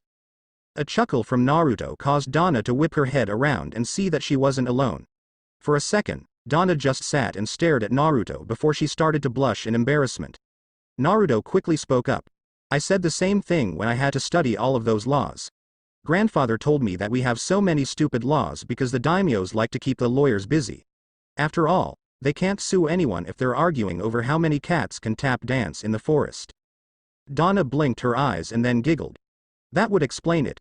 One of my tutors back home talked about how lawyers were growing to be a problem in Patriarch's world when the last survey team was sent out. I guess the rulers of these lands decided to neutralize that threat and this is the result. Naruto nodded his head and then walked over to his closet to put his backpack away. He quickly put his stuff away and turned to look at his wife. An idea popped into his head and he called out, Hey Donna, how would you like to go out and do some training? Really? Donna asked with hope heavily lacing her voice. The past couple of days had really been stressful and the princess wished that she could do some training to relax. However, she hadn't gotten the chance between her stint in jail, the railroaded marriage, and her lessons. Donna hadn't asked if she could have some time to train while with Koharu because she didn't think the older woman would approve. Yes, we can go train Donna. Naruto happily replied as he began to explain. We can't use any of the public training grounds since those are only for ninjas. Even the training grounds I'm allowed onto as an academy student for extra practice are forbidden to civilians. However, there is nothing wrong with a family member using a private training ground. It's actually kind of an open secret in the village that civilian family members of a ninja clan, or even a ninja who owns their own home, practice on family training grounds. It's allowed because it helps provide some home security for the active ninjas and provides a pool of replacements if Konoha ever suffers manpower shortages. Donna quickly put her books away and called out, What are we waiting for? Let's go to the training ground. As soon as the princess put her last book away, she got up and started walking towards the door. Naruto gulped and then nervously called out, Could you wait a second, Donna? The princess turned around and gave her husband a hard glare. What is it, Naruto? I've gone through a lot since coming to Konoha and I need to blow off some steam. The sooner we get to that training ground, the sooner I can relax. Donna. Naruto silently prayed that what he was about to say wouldn't offend his wife. You might want to change into something more suitable for training. Those clothes aren't made for training. Donna glanced down at her outfit and sighed. The dress she was wearing wouldn't take the abuse of her usual workouts. Her eyes then narrowed slightly as she turned to look at Naruto. How did you know that? Clothing choices for kunoichi is something we covered in the academy last month. The girls need to know how to blend in with civilians and the guys need to learn how to spot a kunoichi that's trying to blend in. I got a good score on that course, so if you want, I can help you sort out which outfits are which quicker. Donna thought about it for a second. On the one hand, the idea of a man, even if he was Naruto, helping her out on something so personal felt wrong. On the other hand, Donna had to admit that her impromptu wardrobe was growing on her and she didn't want to ruin any outfits yet. Okay Naruto, I'll listen to your suggestions. The duo went into Donna's closet and quickly moved in on a selection of Kushina's old teenager outfits. After a few minutes, Donna selected a kunoichi grade red blouse and some jeans. Naruto then left the room and Donna came out a few minutes later in her new outfit. Ino was cheerfully walking down the streets of Konoha towards the market center. Her shift at the flower shop was over and her father had handed over her wages for the week. That meant that it was time for her to go shopping. Those new shoes she saw yesterday would be a perfect addition to her wardrobe. She would have gone to the shoe store as soon as she got off of work if it wasn't for the fact that you don't go shopping after working in dirt. That meant that she had needed to take a detour back home to clean up, but the shoes would be worth it. Just as Ino was turning a corner, she heard the sound of someone practicing. Normally, that wouldn't be a surprising sound in a residential section. However, this particular neighborhood didn't have any ninjas living in it who had their own training ground. There was the Uzumaki home, which had a training ground due to the Yondaime buying and demolishing several neighboring houses, but no one used it. After all, you don't use someone else's training ground, and it was known that Naruto used the Sarutobi training grounds because he was the Sandame's ward. Curiosity quickly got the better of Ino. She looked over at the brick wall surrounding the Uzumaki home to check if anyone was watching her. Seeing that the street was empty, Ino walked over to the wall and started to climb it. Ino quickly scurried up the wall and poked her head over to look in on the training ground. To her shock, Naruto and Princess Donna were fighting in one of the training rings. Donna stood firmly with a little give, holding her arms in a boxing hold for quick defense or offense. Naruto was lightly standing on the balls of his feet with his arms set up for a counterattack. Suddenly, Donna shot forward and sent a stone-shattering punch at Naruto. The shinobi in training quickly swerved out of the way of the punch, grabbed onto Donna's arm, and attempted to throw the princess. However, Donna launched a punch with her other arm, forcing Naruto to let go to avoid the punch. The couple circled around each other 3 times and then Naruto started on the offense. Ino watched in amazement as the young couple fought back and forth. Donna kept on using unknown taijutsu techniques, not that surprising since she was from another country, while Naruto stuck to his usual acrobatic style based on monkey and toad katas. Both styles were very different, and yet, both spoke of power and strength. Neither style was stronger or better, they just went about things in a different manner. Finally, Donna was able to get the upper hand by successfully grabbing Naruto in a hold with the feel of her breasts distracting her husband enough to end the match. Donna grinned as Naruto gave up. There, that should show you that Amazonian techniques are the best. Naruto quickly turned around and replied, "Hey, my taijutsu is first class. It's not my fault it's next to impossible to think when you're holding me close." "What is that supposed to mean, Naruto? That sounds like you're just making excuses." Ino couldn't help feeling a perverse pleasure at Naruto's discomfort. Here was one of the best students in the class being reduced to a nervous kid before their crush. That thought immediately made Ino narrow her eyes. Could Naruto have a crush on the princess? It would certainly explain why he was training with her head on the Uzumaki training grounds. Naruto probably thought it was romantic to fight his crush, boys. Fearful of upsetting his wife, Naruto carefully said, "Your beauty makes it difficult to focus on you just as a fighter. Those suppression holds of yours force your opponent to realize how talented you are. Combine that with a lack of oxygen because you've mastered that move and any guy would lose." Donna blushed slightly at Naruto's praise. "Thanks for the compliment, Naruto, and thank you for bringing me here to train." Naruto shrugged his shoulders and replied, "You're welcome. Don't forget that you can come here any time to train Donna." Naruto took a step closer to Donna and then continued, "I know you're not completely comfortable with our marriage. To tell you the truth, I have my own fears about our marriage. I want to make this work, so please talk to me if something ever bothers you." Naruto's eyes shifted nervously and his quivered slightly in fear. "I know you weren't entirely comfortable last night sharing a room with me.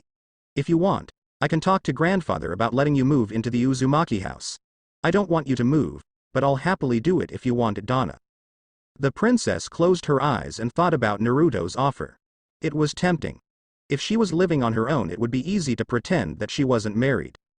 However, her mother always taught her to do what was right and not do what was easy. But what was the right thing to do in this situation? On the one hand, her Amazon upbringing dictated that she try to minimize contact with men and find a way home. On the other hand, she was also taught to never break her word, and her word dictated that she was Naruto's wife even if she had been pressured into the agreement. After a minute of careful debating, Donna opened her eyes. "Thanks for the offer, Naruto. However, I'll stay where I am. It's still difficult for me, but I need to accept and live with being your wife. That can't be done hiding in the Uzumaki household." Donna paused for a second before crossing the Rubicon. "I suppose that we should go make that offering to Inari now?" "We can only if you want, Donna. I won't force you to do anything you don't want to do." Once again, a faint blush appeared on Donna's face. "I'm not thrilled at the idea, Naruto. However, my people know that one doesn't risk offending the gods. If it is customary for newlyweds to make an offering to Inari, then we should make one." Ino saw that the couple was moving towards the gates and quickly climbed down the ledge. She then hurried around the corner and hid herself until she was sure that Naruto and Dana were gone.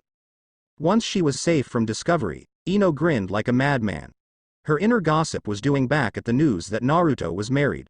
Practically every girl at school knew that Naruto was hottie. He was in the untouchable category only because of his burden. Who would want to date a man knowing that he'd have to pass down a curse to his kids? If it wasn't for that, then Ino figured she would have given a crack at Naruto. However, that was all moot because he was married. How could this news have stayed hidden? How did she fail to see it when she met Princess Dana yesterday? That didn't matter to Ino at the moment. All that really mattered was sharing the news and making sure everyone knew that she had found out this juicy secret. Naruto walked into the classroom and saw every student furiously chatting back and forth. However, they all shut up as soon as he was spotted. This caused Naruto to frown in confusion and worry. His classmates only did this when something major had been sent through the grapevine about someone. But that didn't make any sense. Naruto was certain that he was a non-point on the gossip's radar. He had only encountered one of the main gossipers once while with Dana, so Naruto was certain he was clear on that account. Such beliefs were destroyed when Kiba walked into the classroom, slapped Naruto on the back, and shouted out, "Hey buddy, I heard that you landed yourself a great piece of ass." Kiba was immediately given a remedial lesson by Naruto on why you do not to anyone's significant other in a crass manner. Without pausing to think, Naruto grabbed Kiba's hand and flipped the young Inuzuka over his head.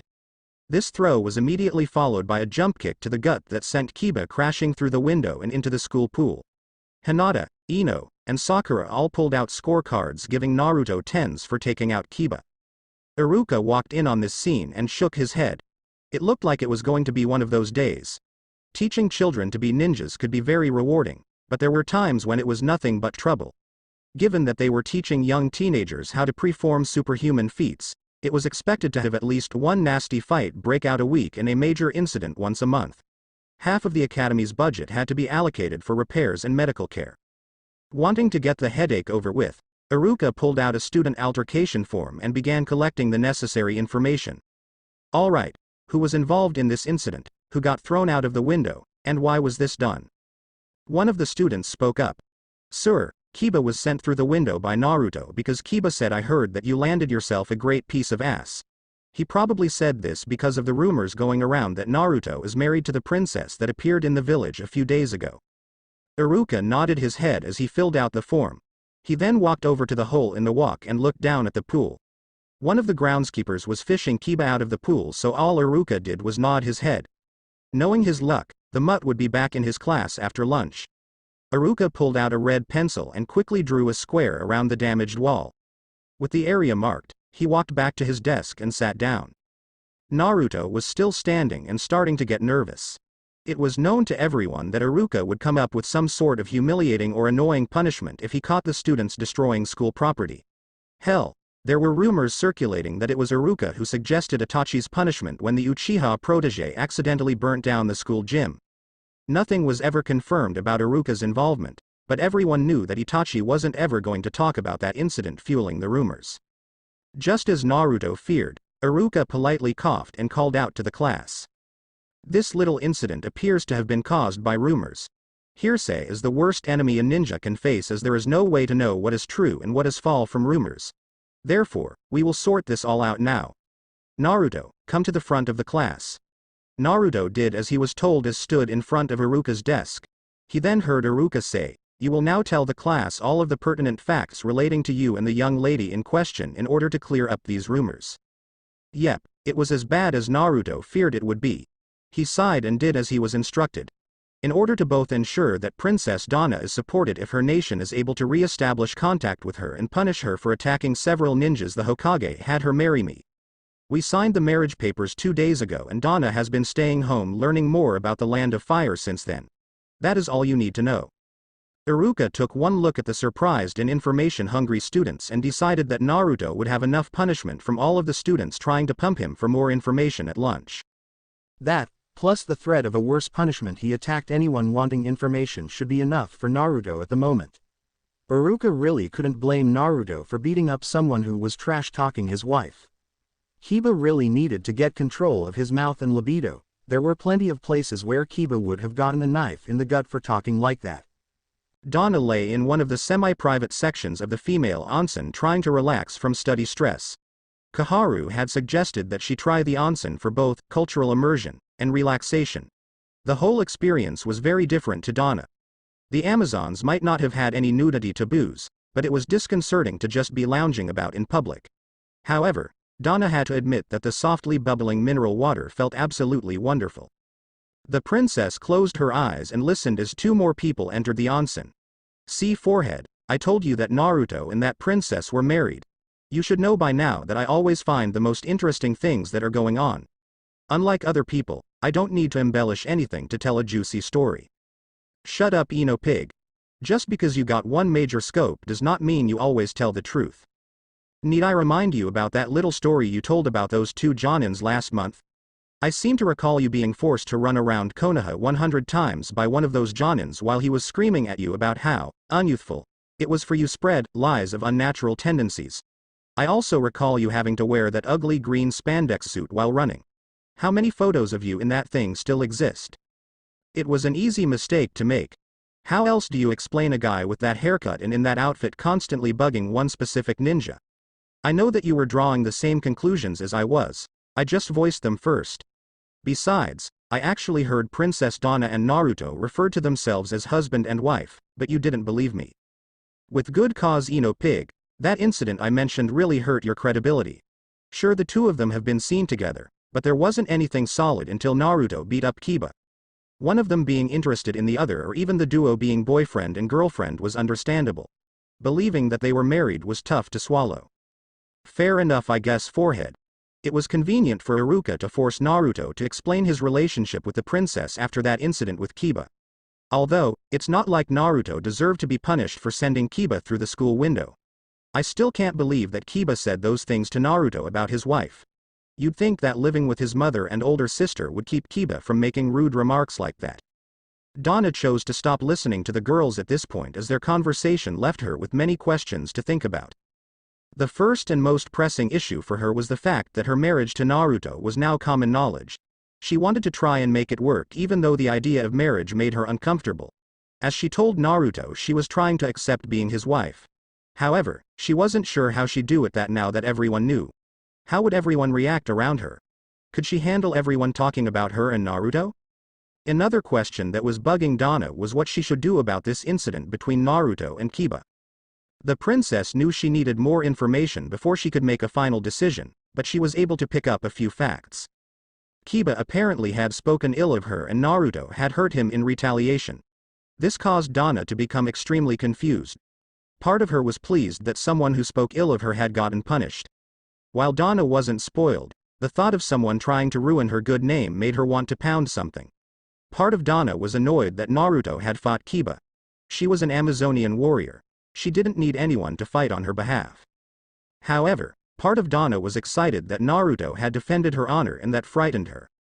Why was her heart racing at the thought of Naruto defending her honor? Donna's mind felt like screaming in horror at the sensation. It just wasn't natural for an Amazon.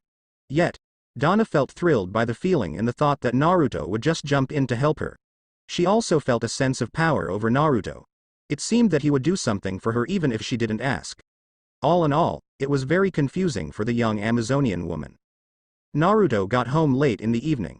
He had spent some time after school reading in the library, got in some extra training, and stopped at Ichiraku Ramen for dinner. If anyone were to ask him, Naruto would say that he was just trying to get in some extra practice to secure the Rookie of the Year award. However, no one asked Naruto and so he didn't have to lie. The truth was he was delaying coming home so that he'd have more time to think about how he'd explain everyone knowing about their marriage and that little incident with Kiba. How was he supposed to explain this to Donna? She obviously wanted to keep their marriage low-key and now it was the talk of the town. Then there was what he did to Kiba for him to consider. Yes, a lot of girls would be thrilled to have a knight in shining armor defending their honor. However, Donna didn't seem like that kind of girl. Naruto was almost sure that she'd rip him a new one over this for some reason. What was he supposed to do? Naruto took a deep breath and steeled his resolve. The only option he could see was to tell Donna the truth, apologize when she got mad, and take any lumps she'd feel he deserved. No doubt Grandpa Sarutobi would be able to come up with a better plan, but Naruto couldn't talk to him about this. It wasn't that Naruto didn't want to talk about this or he thought that his grandpa wouldn't listen to him. Naruto didn't want to talk because he was sure that the grapevine would somehow catch wind of any talk and it would just compound his problem. Praying for the best, Naruto entered the Sarutobi compound and started looking for Dana. He found his wife sitting in the main clan library reading a collection of courtly poetry. Dana's ears twitched slightly when she heard Naruto enter the room and she quickly looked up to see her nervous husband. She watched as Naruto gulped and approached her. "Dana," Naruto nervously said, "can I talk with you?" Dana nodded her head and motioned for him to sit down. Naruto quickly sat down on the nearby love seat. He then explained everything that happened with Kiba and the rumors going around the school. There was a momentary pause before Naruto continued. "I'm sorry that news of our marriage got out. Not that I'm ashamed or embarrassed about being married to you. In fact, I'm extremely proud of being your husband since you're so great. It's just that, well, you didn't want it to be known and now it's out." Not wanting to hear a stream of apologies, Dana put 2 fingers on Naruto's mouth, shutting him up. She then looked him in the eye and said, "I already knew, Naruto. I'm not happy that everyone knows about our marriage or the fight you got in. While this associate of yours deserved to be beaten up, I should have had that right as it was me he was speaking about. Still, I do appreciate that you told me about this and to a certain extent I am happy you felt the need to defend me." She then pulled away from Naruto and sighed. "I just don't know what we should do. I've been thinking about this ever since I heard some of your classmates talking about this situation today. We can't deny the truth and we can't make everyone forget. I suppose we just have move on and live with it, but I'm not sure how." Dana put her head in her hands and nearly cried. Things just kept hitting her one right after another. How was she supposed to deal with everything if she barely got the chance to breathe? If it wasn't for how confusingly considerate Naruto had been, Dana was sure she would have already lost it. Trying to think of a way to solve this problem, Naruto racked his brain for an answer. He then carefully said, "I could ask Grandpa if he or one of his friends knows a few women who have been in arranged marriages to talk with you. They might be able to offer tips on how to deal with all these changes." He paused for a minute before continuing. "We could also try to do a few things that couples normally do now that everyone knows about us. Uncle Asuma always seems happy when he comes back from dates, so there has got to be something relaxing about them. It would be something else different for you, but having a good time might help." Dana thought about what Naruto said for a few minutes. A part of her mind that sounded like her mother was practically screaming not to do anything that Naruto had suggested. The princess quickly locked that voice away and focused on what she had available. Painful though it might be, Dana accepted the fact that she was on her own and had to play by Konoha's rulebook. That meant she had to look forward and take things head-on. After carefully considering everything Dana said, "That sounds like a wise course of action. Why don't we ask around about what would make for a good date tomorrow and then decide when to have our date and what to do on it?" Matsuri Yamanaka was an old, half-blind woman who was Hiruzen Sarutobi elder by almost 15 years. She lived in a small apartment just down the street from her grandson's house and was regularly visited by her great-granddaughter Ino. The old lady was sitting by the fireplace petting her guard dog as was usual for this time of day when she heard a knock on the door. Matsuri got up, picked up her cane, and hobbled over to the door calling out, I'm coming. I might be a little slow in my old age, but I'm coming." She unlocked the door and opened it as far as the safety chain let it. The elder looked at the blurry teenage girl form in front of her and said, "Well, who goes there?" Dana hesitantly bowed her head trying to get the greeting correct. "Good day, elder, I am Dana Uzumaki. I heard that you might have some advice considering a situation I've found myself in and I was hoping you could share your experience with me."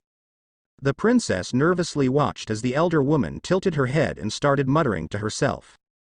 "Dana Uzumaki, Uzuma, oh I see. You must be that princess that is married to Kushina's little boy I've been hearing so much about. Come in, just let me unhook this stupid chain and then we can sit and talk." Matsuri closed the door for a second to unhook the chain and then opened it again so that Dana could come in. She called out as she walked back towards her chair, "Don't let Sesshomaru fool you. He may act fierce, but my guard dog mostly pretends to be brave. Just give him a scratch behind the ears and he'll let you go." After giving the dog a good scratch behind the ears, Dana sat down next to Matsuri. The princess turned to the smiling old lady and said, "Thank you for taking the time to talk with me. I need some advice on my current situation." "And just which particular situation are you referring to as your current situation, my dear?" Are you having trouble with marriage in general, nerves about having for the first time, or just frustrations on getting your husband to do what you want? Donna's cheeks became slightly flush and she said, marriage in general, elder. I'm not sure what rumors you've heard about my people, but Amazons don't marry. There are no men on the Miskira. All Amazonians are kept young by the will of the gods, and our numbers only grow when we find women washed up on our shores that we bring into the tribe. As you might be able to imagine, it has been difficult for me to adjust to all the differences between my home and Konoha. Matsuri closed her eyes and nodded her head. She then opened them and spoke. Yes, I can see where being an Amazon would cause you some extra problems now that you're a wife. They probably make the challenges that I faced when I first came here from Tea Country seem simple. You were from another country. I mean, no disrespect. It's just that I thought you were from Konoha, or at least one of the neighboring villages. The old woman gave a small snort when she heard Donna say that to her. Bah. Konoha wasn't even half built when my husband decided to move the Yamanaka clan into the village and join the Senju Uchiha pact that started this place. No, the Yamanakas were living in a small hamlet near the border with Tea Country when I was married to Inoma. My marriage was to seal a pact between the Yamanaka clan and my original home village. The village provided the clan with access to several important plants needed in many poisons, and in return the clan agreed to protect the village. The agreement held for years until the Tea Country daimyo had the village void the pact in the Two Shinobi War.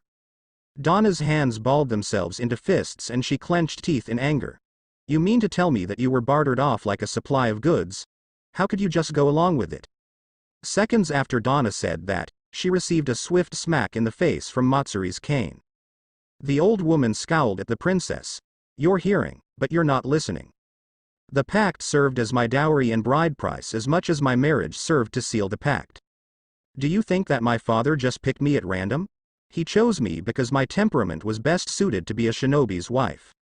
Were you expecting me to run away in order to find some sort of true love? I've got news for you, girl. Love marriages have just as many problems and horror stories as arranged marriages.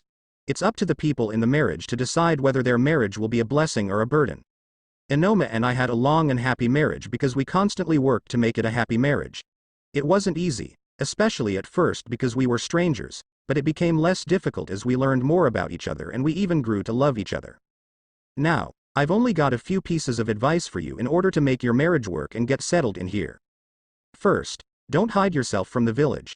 I'm not saying that you should go clubbing or try to be everyone's friend. Just spend some time around the village and get a few friendly acquaintances. Things are much easier when your neighbors like you. Second, always talk about your problems with your husband. He might complain about you, nagging, if you bring up problems all the time, but good communication helps a marriage work in the long run. Burying or ignoring problems only causes them to grow. Finally, use your own damn good sense to move your relationship along at your own pace. You should never force yourself to do something that makes you uncomfortable because everybody does that something by that point. You should also ignore someone who tells you that it's too soon to do something with Naruto. You're a married woman, so that means you and Naruto can do whatever you two feel like doing with each other so long as you both agree. Donna nodded her head and then sat back to think about what Matsuri had told her. After a few minutes she got up and bowed her head. Thank you, elder, for giving me so much to think about. Is there anything I can do for you in repayment? Matsuri shook her head and then Donna said goodbye. A week after Donna's talk with the elder Yamanaka, the Uzumakis were on their first date at the theater. Naruto had wanted to go see King of Mortal Kombat IV, but Donna wanted to see a traditional play. Thus, the young couple was sitting in the prime seats of the old theater house surrounded by an audience that was on average 30 years older than them watching a no performance. There initially had been several glares from the older members of the audience who had spotted the Uzumakis. It wasn't anything personal. They just were expecting the kids to ruin the performance by not following proper etiquette as so many others of their generation did. Luckily for the Uzumakis, both Naruto and Donna had read up on proper etiquette. Donna had read about it because she wasn't sure what is appropriate in Konoha. Naruto had reread his court etiquette books. Even though he'd rather eat rotting ramen than touch those books again, he didn't want to embarrass Donna more. This effort on their part resulted in the other members of the audience dropping their glares about midway through the first play. However, Naruto still couldn't figure out what Donna did to him that caused him to immediately change his mind and go see this play when she asked him. It didn't make any sense. They could be watching the most explosive movie of the summer thanks to the movie studio hiring several teams of Jonins to help with the stunts along with buying all the old exploding tags, and yet they were here watching a play about a foolish fisherman. Donna watched the performance in fascination. It was so similar at times to the tragedies and comedies she had seen preformed back on the Themyscira. Yet, it was also incredibly different at the same time. The styles, symbolism, and plotlines were completely different, and it drove home again just how different Konoha was from the Themyscira. She was surprised when the first play ended and then the no performers started to do a humorous play. Donna leafed through her pamphlet and saw that there was supposed to be a short humorous play before the next drama. Yet another difference, she mused, because they never switched between tragedies and comedies back on the Themyscira. For the next 2 hours, the Uzumakis watched the rest of the performance. Naruto soon realized that there were benefits to seeing the no performance when he saw how happy it made Donna. He couldn't really explain it, but seeing her smile was worth not seeing King of Mortal Kombat IV. The final performance was also more enjoyable as it told the tale of a wandering samurai trying to complete a quest. Once the performance was over, Naruto respectfully led Donna out of the theater.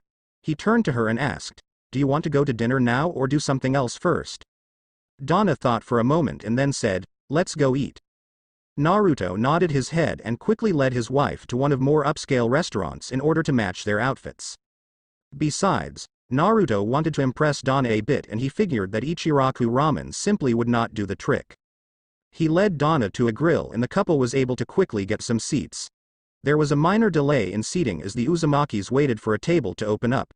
It wasn't a problem for them as they got to quietly sit next to each other in the waiting area.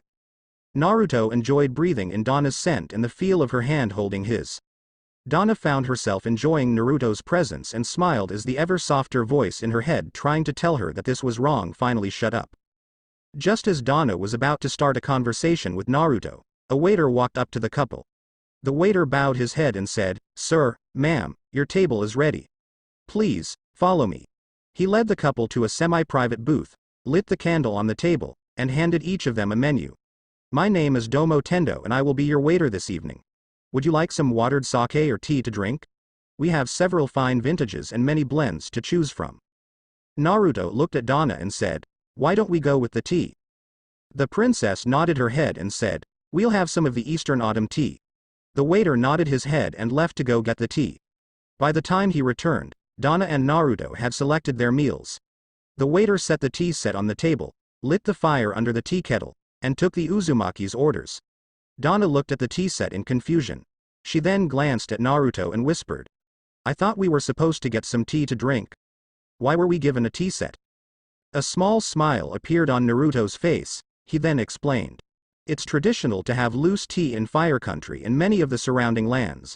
Naruto pointed to a small box and continued, "The tea is kept there and you add as much or as little as you want to the infuser."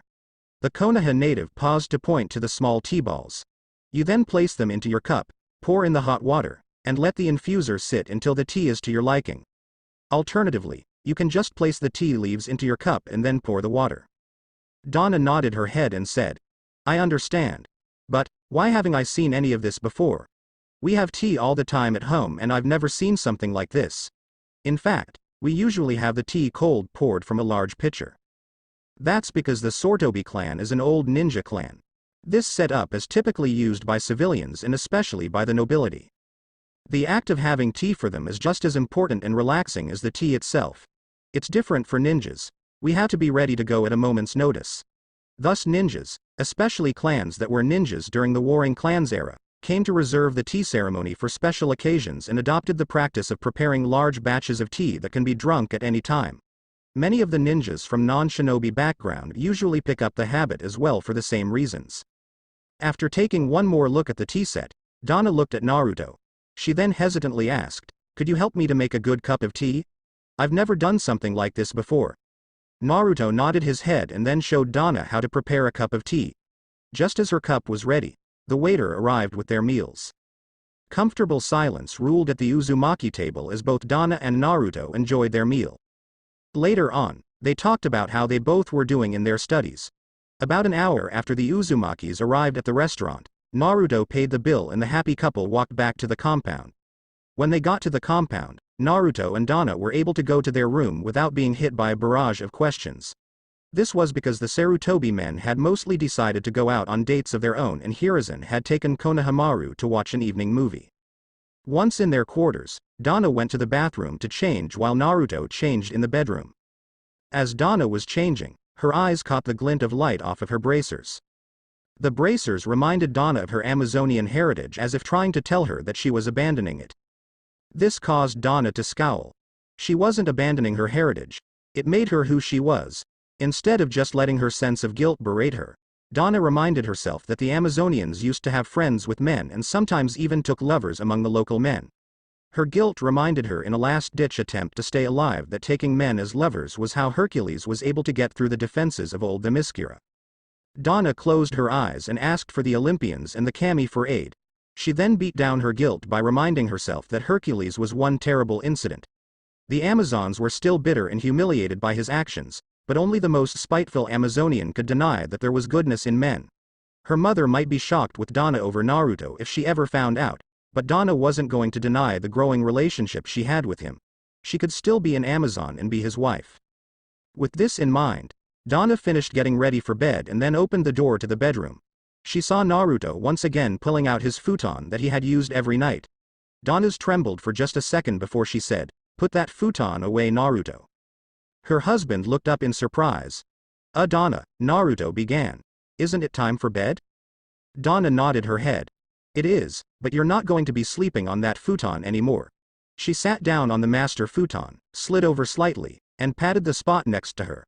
"I think it's time you slept in your proper bed, husband." Naruto's eyes widened in surprise, but then he started packing his old futon away. While he was doing this, Dana got under the covers and then held the blanket up so that Naruto could get in as well. Once Naruto was under the covers, he flipped the light off and said, "Good night, my Tenyo." Dana slowly opened her eyes and was surprised to find herself looking down Naruto's pajama-covered chest. It had been over a month since they started sharing a futon, but this was first time that she had woken up first. Usually, Naruto would get up first for early morning training, causing her to partially wake up. The princess, due to being half asleep, would only vaguely remember Naruto's "Good morning Tenyo," and the soft he'd give her before she rolled back over to sleep. She'd then go back to sleep for another half hour to an hour before getting up for good. Not bothering to wonder why Naruto was still in bed, Dana took the chance to look at Naruto's sleeping face. She felt a blush forming as she saw how adorable he looked in the pre-dawn light. His face was calm, showing that he was at complete peace with the world. A quick glance at Naruto's arms confirmed to Dana what she thought she was feeling. His arms were wrapped around her, holding her like a child might hold a large teddy bear. It was a little strange for Dana to be held so firmly and yet so gently. However, she soon dismissed the feeling of strangeness when she realized that Naruto probably always held her like this when they were asleep. In all honesty, the fact that Naruto held her didn't bother Dana at all.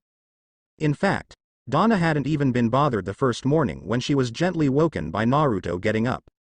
That's not to say that Dana hadn't been nervous that first night. Gods knew that it took the princess more courage to trust her husband next to her in the same bed than it would take to fight a hydra and bare-handed. She had trusted Naruto. It was just that having him so close to her while she was so vulnerable required a level of trust closer to a leap of faith.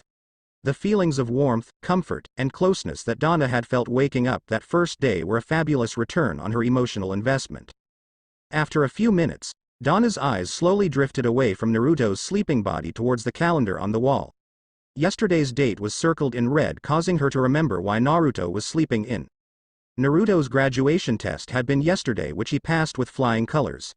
To celebrate, Naruto had promised that they could take today to do whatever they wanted together. Thus, Naruto's sleeping in. Dana carefully pried Naruto's arms off of her, got up, grabbed a change of clothes, and headed for the bathroom. She then locked the door and started to change. Sharing a bed with Naruto was one thing, but Dana wasn't about to risk her husband seeing her undressed. That and anything else relating to duality above a chaste was by unspoken agreement forbidden for the moment. Dana simply wasn't comfortable with the idea at the moment, and Naruto never pushed. Of course, Naruto did care about what they did, and Dana clearly saw the desire in his eyes for more. It was just that he was more concerned with her happiness, and that knowledge made it hard for Dana to keep her cheeks from being permanently red.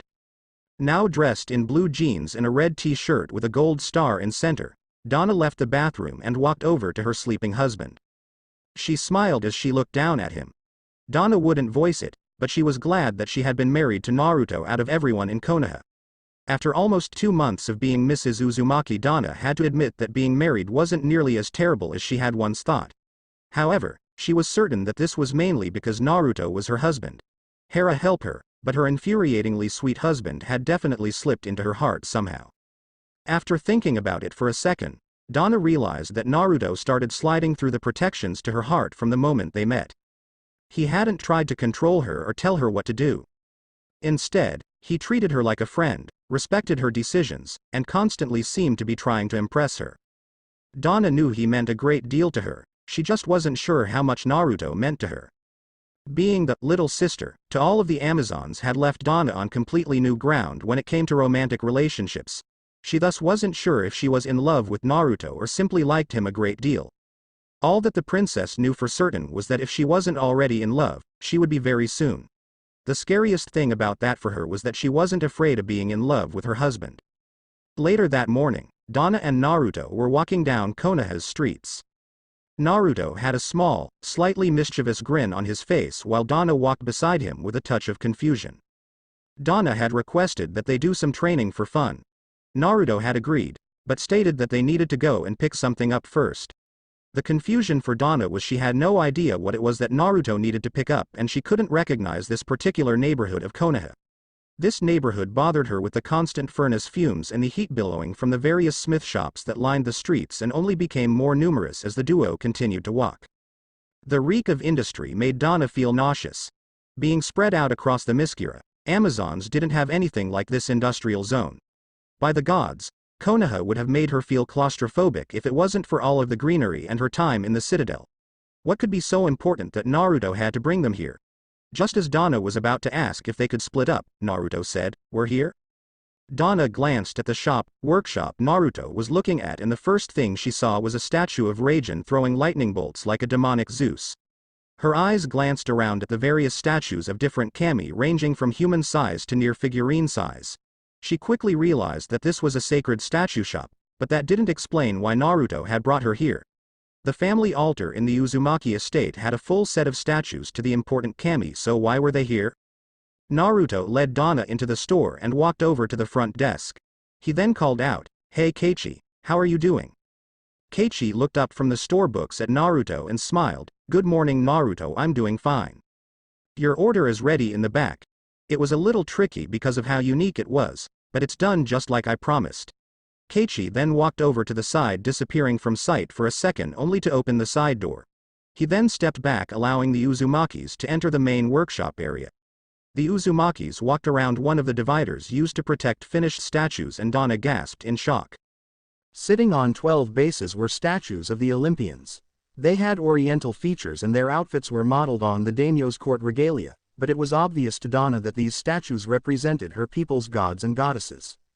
Dana took a step closer to the statues and then tripped onto one knee from sheer shock and surprise. Naruto caught his wife, preventing her from falling down. Dana looked up at Naruto and said, "Why?" Naruto gave Dana a smile and said, "I thought it would be a good thing if you could have an altar in the family shrine to your people's kami. This way you can keep in touch with your people's traditions. Besides, it never hurts to have too many friends on high when you're a ninja." Dana got up and gave Naruto a solid on the mouth. After a few seconds she pulled away just enough so that they could talk while her arms were wrapped around his neck. "Thank you Naruto. Thank you for this." She then let go so that Naruto could seal the statues in a storage scroll he had brought. Keiichi then led the Uzumakis to the counter where Naruto paid the half of the commission he owed the store for the Olympian set. Then the young couple left the shop. Dana was so happy at Naruto's gift that she was levitating a couple of centimeters off of the ground. Her levitation caused many people to stare at Dana in shock as the duo walked down the streets, but Naruto and Dana didn't care. Once the duo was out of the workshop neighborhood, Dana floated around to face her husband and asked, "Naruto?" Her husband stopped walking and glanced into her eyes. Dana then continued speaking. "Where are we going to put those statues? I mean, are we going to be putting them in the Uzumaki estate or can we take them to the Sarutobi compound?" Naruto closed his eyes and thought for a second. He then opened them and spoke. "I think it would be best if we put the statues in the family estate. Since I've graduated from the Ninja Academy, I'm legally an adult and we're probably going to be moving out of the Sarutobi compound sometime in the next few weeks. Not that Grandpa would kick us out. It's just that after a while it wouldn't be socially acceptable for us to be staying at the compound when we can clearly survive on our own. Donna nodded her head and then said, I understand and I agree that putting the statues in our house would be best. However, I would like to have Hera's statue in our room until we move out. She is my people's chief patron. With a friendly smile, Naruto replied, That's all right with me.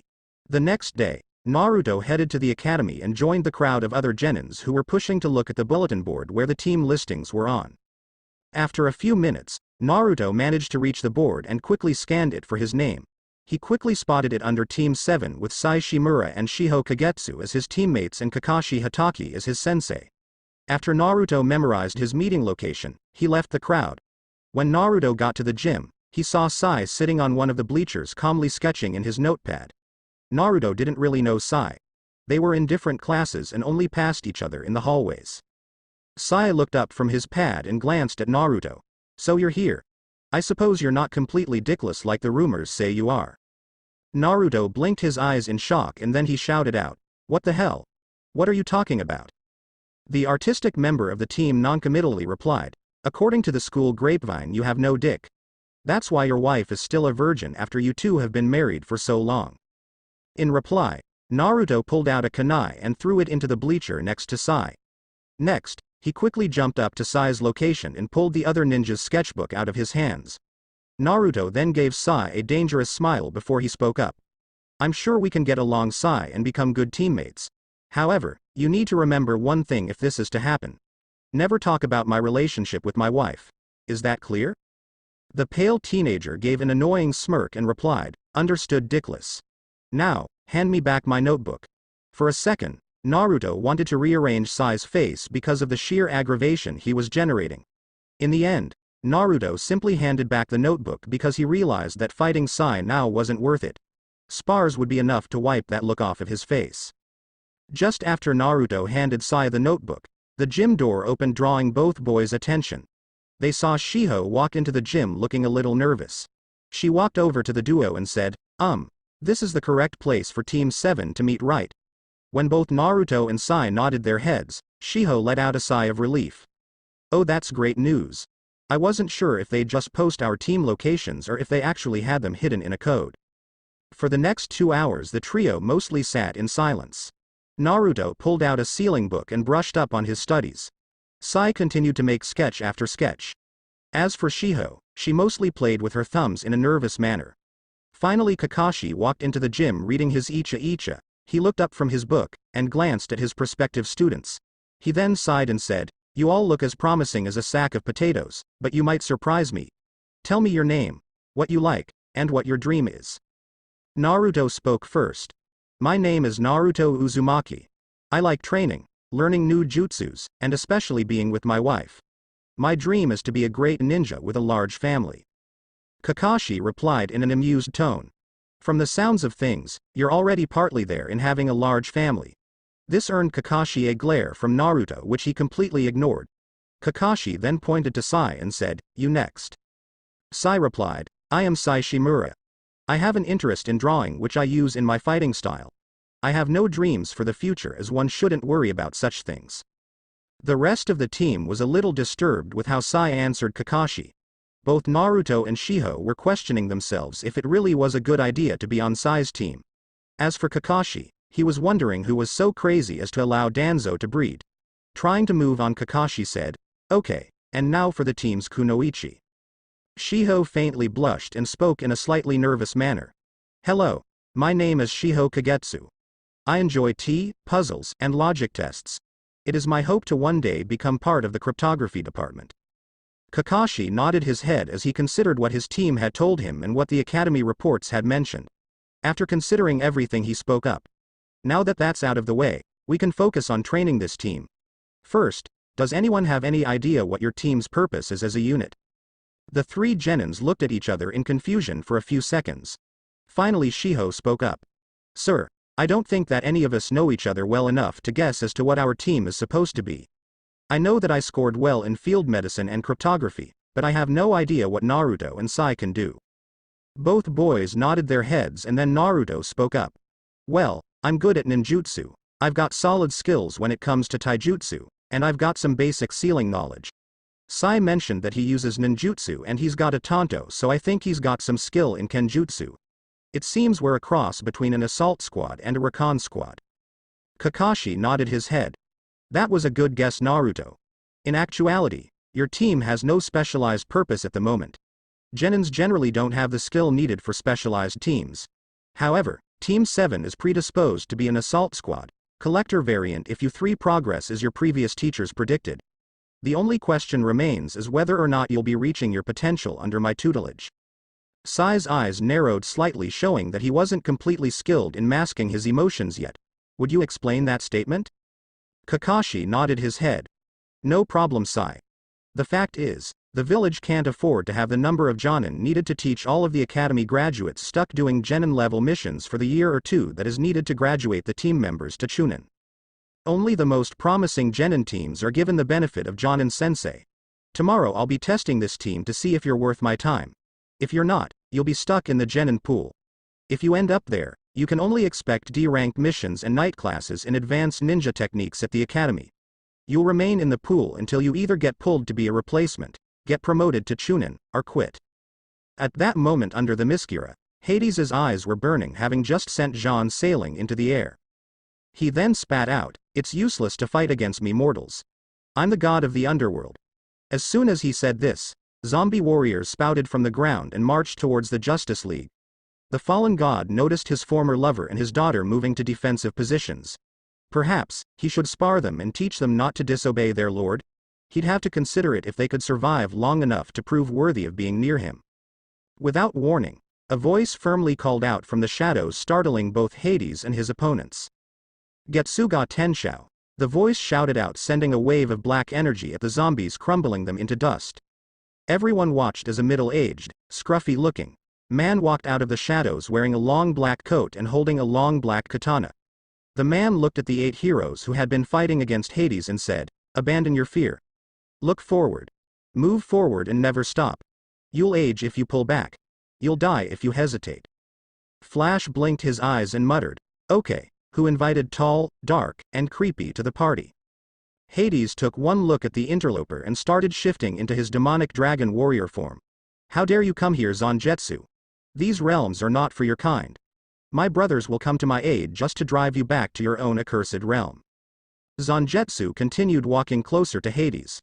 "I have been asked here to protect the Amazons, and so I am here. Besides, they understand that I am only here by the request of their second favorite niece to protect these lands from you and not to try and establish a foothold in this realm." Now, Zangetsu paused for a second to shift to looking like an older teenager. "Let mortals watch while gods fight." Zangetsu launched himself at Hades, who now fully looked like a humanoid demon. Hades blocked Zangetsu's blade with a shield made out of fire. He then summoned a halberd and moved to attack his fellow death deity. The duo glared at each other and then separated. They then rushed back at each other, attacking at divine speed so fast that not even Superman could see more than a blur. Occasionally, Hades would use his fiery breath attack or Zangetsu would use his Getsuga Tenshou. As the battle progressed, Hades became more and more enraged while Zangetsu remained calm and collected. While the titanic battle continued, the Justice League took the chance to regroup. Green Lantern helped to prop Superman up, who was having trouble staying awake due to Hades' mystical aura when the god backhanded him. Batman looked at the two warring gods and said, "We need to come up with a plan to defeat Hades."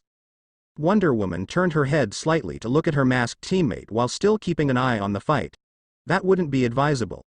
None of us are strong enough to fight a god and win. We're only alive right now because of this Zangetsu coming to our aid." Queen Hippolyta looked at the battle and noticed that Hades was being directed back towards the gate of Tartarus. She then glanced at the key and her eyes gleamed with a plan.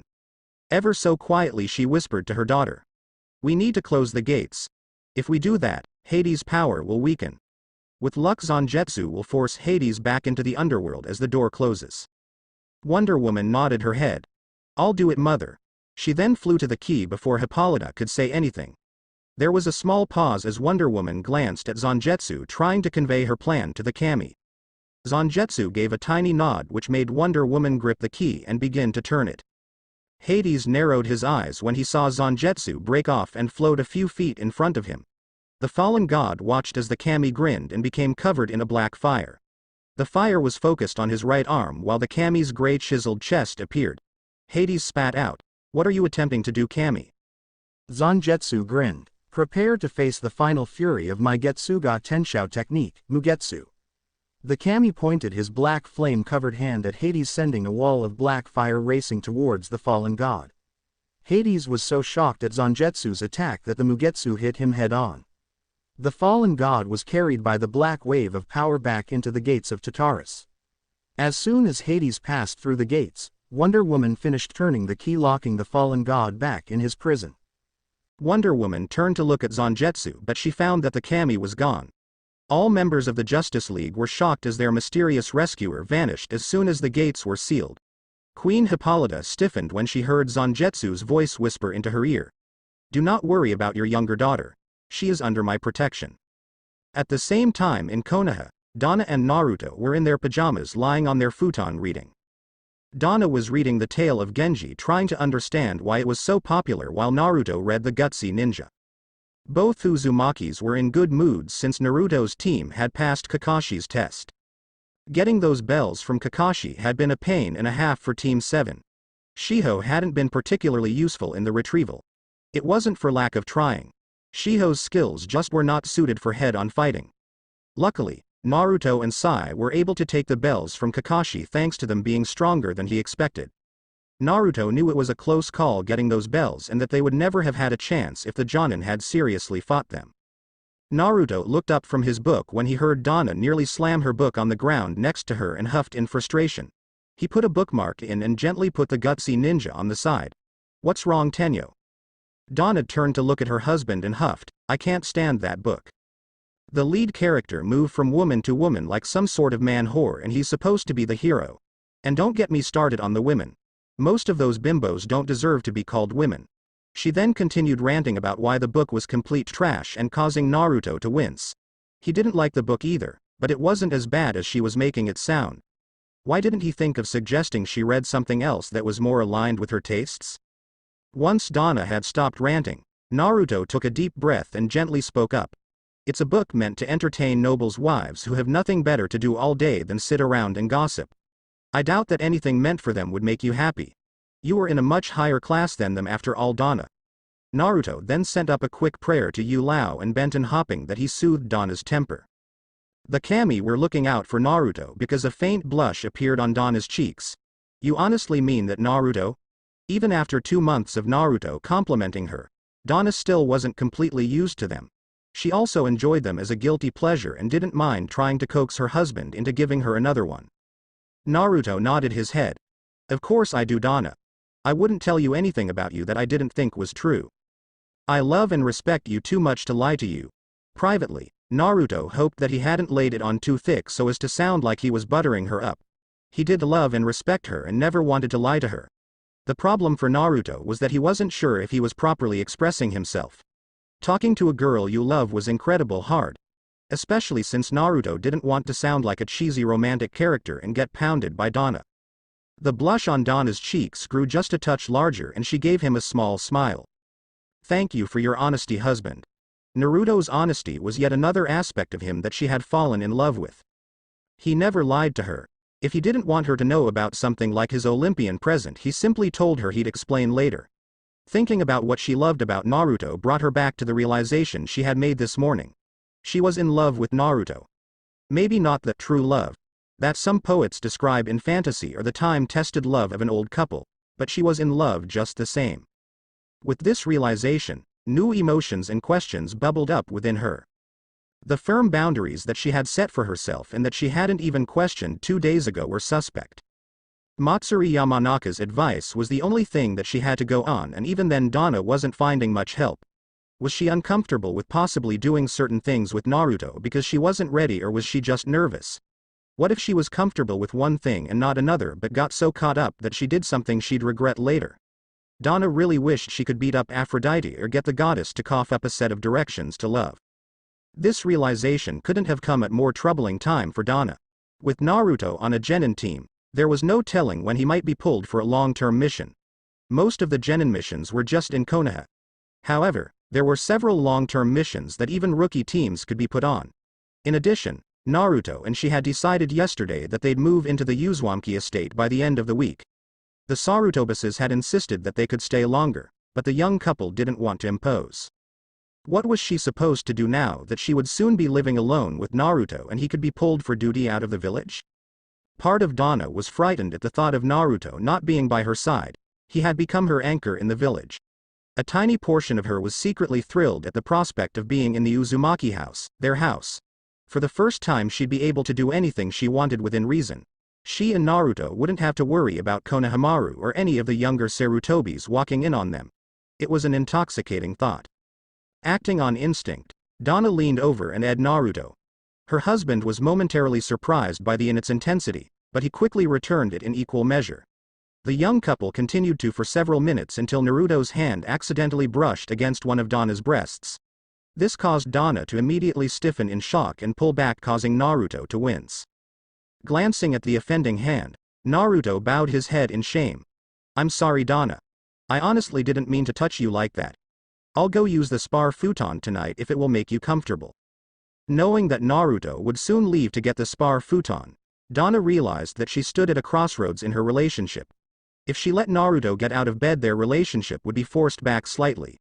If she kept him in the bed, she'd be opening their relationship up to a new dimension. A level that promised just as many pains as it did rewards. What should she do? A tenet of Zangetsu's teaching popped to the forefront of her mind and she made her decision. Stay. Naruto turned to look at her with hope, trepidation, and questions in his eyes. He didn't leave the futon as Donna asked him to do. In all honesty, he really didn't want to leave. The idea of sleeping alone on missions was daunting enough that he didn't want to deal with that torture at home. However, Naruto didn't lie down as he still felt nervous and guilty about going too far. Seeing her husband's reaction, Donna decided to take things a step further. Donna reached down to the belt of her sleeping robe and loosened it. She then ran her hand up her chest and grabbed the edge of her robe. Quickly offering a prey to Hera for strength, Donna took a deep breath and pulled the robe back to reveal her bra-clad right breast. "Go ahead, Naruto. You have my permission to touch my breast for now." With a suddenly dry throat, Naruto's hand tepidly closed in on the offered flesh. Naruto ever so gently touched the cloth-covered side of the breast, worried about hurting Donna. Not seeing her wincing in pain, Naruto slowly began to explore with his hand. For the next 10 minutes or so, the young couple explored this new aspect of their relationship. After a little bit, Donna gave Naruto access to the other breast, but she kept both breasts covered by her bra. The exploration ended when Donna began to feel her control slipping from the pleasure and gently put her hand on Naruto's wrist. The princess smiled when Naruto looked at her. "That was wonderful, Naruto, but we need to stop now or we'll do something that I'm not ready for yet." Her husband faintly blushed as Donna put on the top of her robe. They then turned off the light, lay down on the futon, and wrapped their arms around each other. Team 7 walked towards the Sarutobi compound, ready to start their latest D-rank mission. Shiho was shaking her head as she glanced at Naruto. "I can't believe that we were given this mission. Isn't this considered a conflict of interest, Kakashi?" Kakashi didn't bother looking up from his book and replied, "Technically this isn't a conflict of interest, Shiho. First of all, Naruto wasn't the one to file for this mission. The law only states that one cannot be assigned to a mission they officially file for from the Hokage's office. Second, the fee for the mission is greater than the pay that Naruto is getting, so this isn't for personal enrichment. Finally, D-rank missions are usually handed out randomly, so it was pure luck that we were assigned this mission. Does that make sense?" Shiho nodded her head. "It does, sir. However, it still seems strange that we and defiantly Naruto have a mission to help him move into his house." Sai chuckled and then spoke in his well-practiced aggravating tone. "It's probably because Mrs. Uzumaki couldn't count on her dickless husband to do the job on his day off. Won't she be upset when she finds out who's going to be handling the move?" Naruto heard Sai's comments and his hands quickly crunched into fists. Why was it that Sai had to make a verbal attack on his masculinity every day? It was getting really creepy. Naruto would have sent a string of insults towards Sai. However, prior experience had proven that insulting the artistic ninja only encouraged him to send more remarks. Team 7 soon arrived at the Sarutobi compound and found Donna waiting at the door. Donna's eyes widened in surprise for a second on seeing Team 7. She quickly regained her composure and said, "It's good that you're here. I've already marked the items that need to be moved with a piece of thread." She then passed out lists to everyone on the team and continued, "Those lists tell what each thread's color means. I want all the items packed in their appropriate sections and the boxes marked according to list. Now I trust that you all can handle this task without my supervision, so I will be in the living room doing some reading while you pack. Naruto, please take you teammates to our rooms so that you all can start packing." The three genin promptly took the lists from Donna and Naruto, led them to the bedroom to pack the Uzumaki's belongings. Once the trio got to Naruto and Donna's old room, Naruto spoke up. "Leave the statue of Hera, that statue right there in the corner, alone. It represents the patron kami of Donna's people, so I'll make sure it's properly handled." Shiho nodded her head and said, "Sure thing, Naruto. By the way, where did you get this statue? I mean, Donna's people are supposed to living in somewhere in uncharted territory." Sai rolled calmly replied, "The statue is cast in a style native to the Land of Fire. It's rather obvious that it was made here in Konoha or in a nearby village. Dickless here probably bought it to try and appease his wife because she had nothing to work with." Naruto ground his teeth as he desperately tried to hold back an insult. As patient as Naruto was, even he had his limits, and the blonde shinobi spat out, "So says the guy who couldn't get a girl to look at him even if he had all the money in the world and ruled over a dozen lands." Almost instantly, Naruto regretted his outburst as Sai shot back, "So you've finally proven that you have some balls. I was beginning to think that they were shriveled up raisins to go along with your dickless state." Before Sai could say anything more, Shiho put two fingers to her and let out a shrill whistle. Both Sai and Naruto winced and covered their ears. Shiho held the whistle for a few seconds, ended it, and then put her hands on her hips. The mousy girl had quickly learned that she needed to be firm if she wanted to get her teammates to stop bickering when Sai got them going. It was tough for Shiho, but her recent acquaintance with Donna helped her out. "Alright guys, it's time for you to stop your ridiculous name-calling. If you ever want us to do something more than a D-rank mission, you're going to have to act professional." Down the hall, Kakashi held back a snicker as he heard Shiho berate her teammates. Donna was levitating to one side and had been reading a book until she heard the whistle. She grinned at her new friend's control methods. Her eyes then glanced over to Kakashi and she had to fight the urge to punch the Jonin in the face. Really, could that lout call himself a man when he walked around reading porn in public all day? It was bad enough that grandfather Hiruzen read that trash, but at least he did it in private. Knowing that it would just cause more trouble than it was worth, Donna forced herself to let the book slide.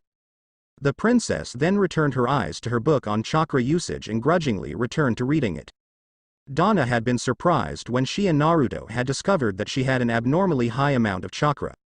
She didn't know if the high chakra level was a byproduct of all her Amazonian training or if it was the method that the gods had used to give her their blessings. Naruto didn't care which way it was.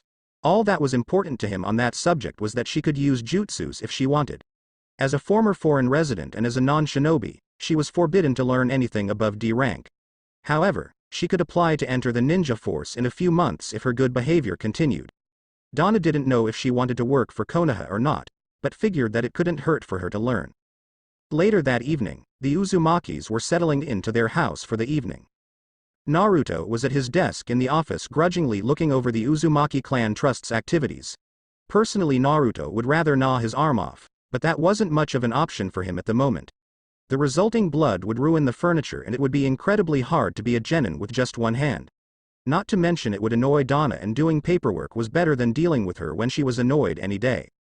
Speaking of his wife, Donna was currently in the kitchen trying to make dinner. Trying being the operative word as Donna flew back and forth between dishes trying to keep everything from turning into a mess. How could cooking for two people turn into such a near disaster? This hadn't happened when she'd been drafted to help the women cook at the Sarutobi compound. Steaming up some rice and frying some pork with vegetables shouldn't be this difficult. After 10 minutes of near panic, Donna finished making dinner and eagerly turned off the stove. She wiped some sweat off of her face and muttered, "That's it, I'm not making any more Land of Fire dishes. Naruto will just have to learn to like Amazonian dishes or he can make dinner himself because I'm sticking to dishes I know." It only took Donna a minute to set the table. Once everything was ready, she called down the hall, "Dinner's ready, Naruto. Get over here to eat it while it's still warm." Seconds later, Dana heard Naruto leave the office and start running to the kitchen. He was running so fast that she thought of a second that he was copying her flying ability. Naruto stopped a foot away from the table and gave Dana a foxy grin.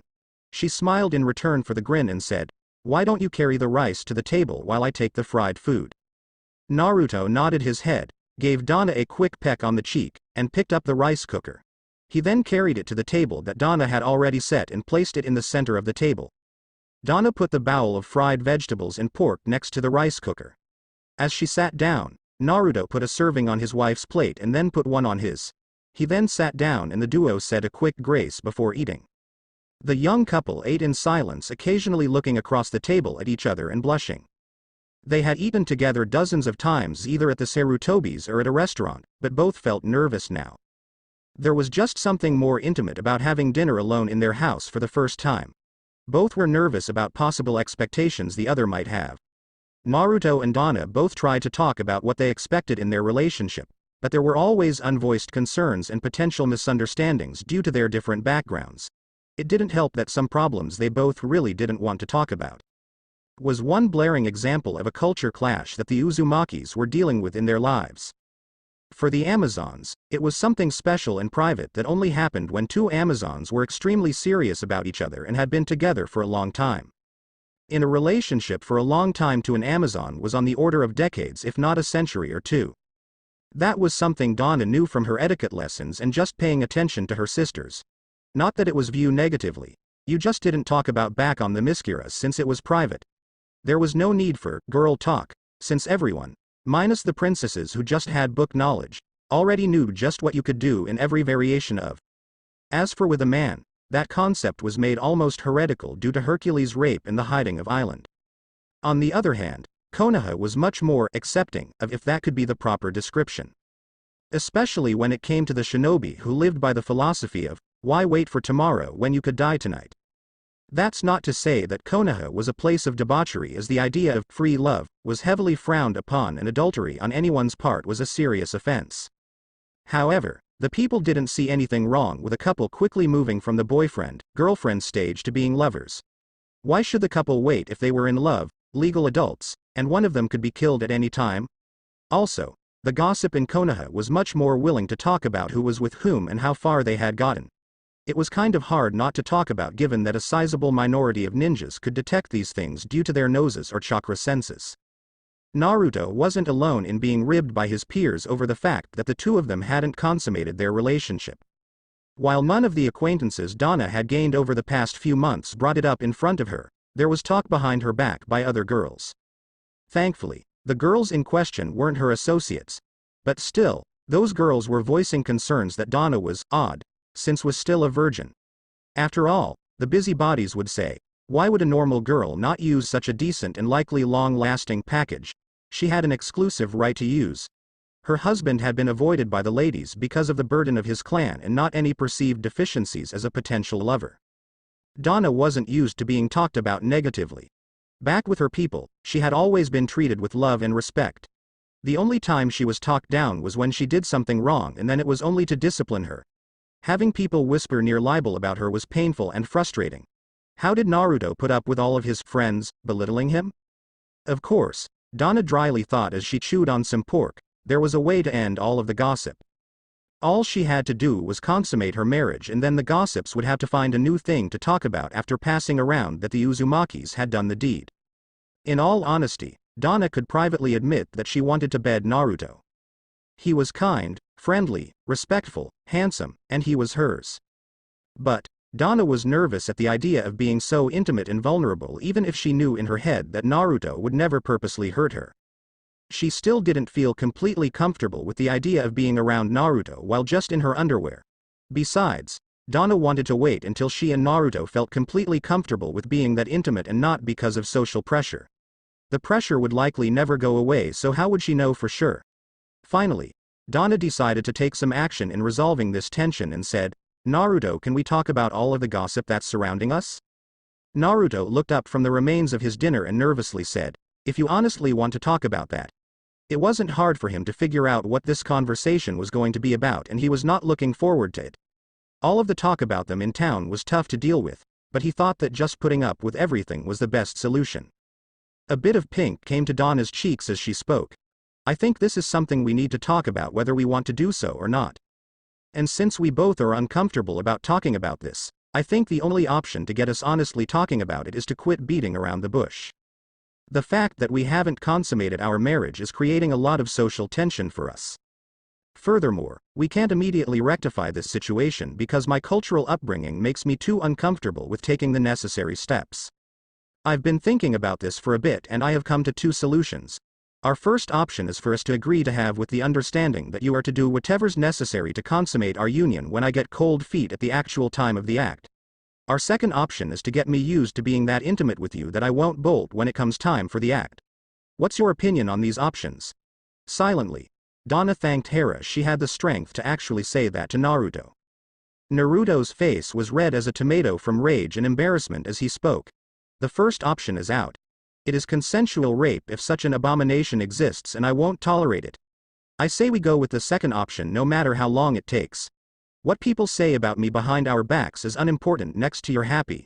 Donna cut Naruto off in mid-word by flying out of her seat, shooting across the table, and ing him on the. Team 7 was assembled in the Hokage's tower the next day waiting for an assignment. Kakashi looked down at his team with amused pride. The trio still had a lot to learn, but they were coming along splendidly for new genin. His students were standing in front of him as they waited in the queue to receive their mission. Soon enough, Team 7 was before the Chunin working the desk. As the Chunin looked up, Kakashi spoke. As the leader of Team 7, I request a C-ranked mission. All members of the team quickly glanced at each other and then looked up at the Chunin with big, hopeful eyes. They had been genins for nearly 3 months now. They were all sick of doing D-ranked missions. Even Sai, who normally seemed emotionless when he wasn't insulting Naruto, had been bitterly complaining about the missions. Naturally, all three were praying that a C-rank mission was available. The Chunin behind the desk easily ignored the looks in the genin's eyes. He saw them all the time on the newbies' faces. With barely a grunt, he pulled out a list of C-rank missions fit for genins and looked for a teething mission. We've got a courier request. It seems that someone wants a few family manuscripts transported to a cousin living in a village on the other end of the Land of Fire. It's unlikely that you'll have any trouble on this one. Chance of hostilities is negligible except for a chance encounter with bandits. If such a situation occurs, you are under standard orders to exterminate if possible. The mission has an expected duration of 2.5 weeks. Do you accept? Kakashi shrugged and said, sure, it sounds like a mission these three can handle. He glanced down to see all three of his students looking like they were ready to jump for joy. The fact that delivery missions in the village were D rank or that the only things that made this a C rank were the time and distance involved didn't matter to the trio. All that really mattered at the moment was that they were finally going on a C-ranked mission. Politely ignoring the genin's enthusiasm, the Chunin made a note of Team 7 receiving the mission and then handed Kakashi the mission scroll. Kakashi quickly read it to find out all of the details. He then closed it and said, gather your long-term mission gear and report to Gate 4 in 3 hours. I expect you all there promptly. The trio nodded their heads and quickly left the tower. Kakashi left his students to collect the package they were delivering from the tower's vault and seal it into a storage scroll. With the package sealed, Kakashi left the tower and headed off to the memorial stone. He looked down at the stone and instantly found Kushina and Minato's names on the stone. Looking at the names reminded Kakashi of all the good times he had with the couple and all of the advice they had given him. After a minute he sighed and began to speak. I'm taking Naruto and his team on their first mission outside the village in a few hours. Your son was so happy at the news that I think the only way to make him happier right now is if Donna flew him into the sky and ate him. That thought brought a chuckle to Kakashi. Naruto wore his heart on his sleeve and was so wrapped around Donna's finger it almost wasn't funny. According to Asuma, Konohamaru was planning on giving Naruto a property of Donna Uzumaki dog tag for his next birthday if he got enough money to get the tag made. Kakashi was thinking of getting Asuma to pass on a few ryo as a donation to the effort and the expected laughs when the Uzumakis saw the gift. Returning to the stone, Kakashi continued, don't worry about Naruto. He's growing up as a fine ninja. He might not be an unexpected genius like you, Minato, but Naruto definitely has a good head on his shoulders and is willing to work hard. I'm sure that he'll be a great ninja someday once he gets enough experience and training. Queen Hippolyta stood in the temple to Hera in front of the altar trying to keep calm as the ox burned as a sacrifice. Her disheveled hair and shaking limbs destroyed any illusion of a collected, near-immortal queen. Every day for the past 10 days since she had banished Diana, Hippolyta had been here praying for some guidance.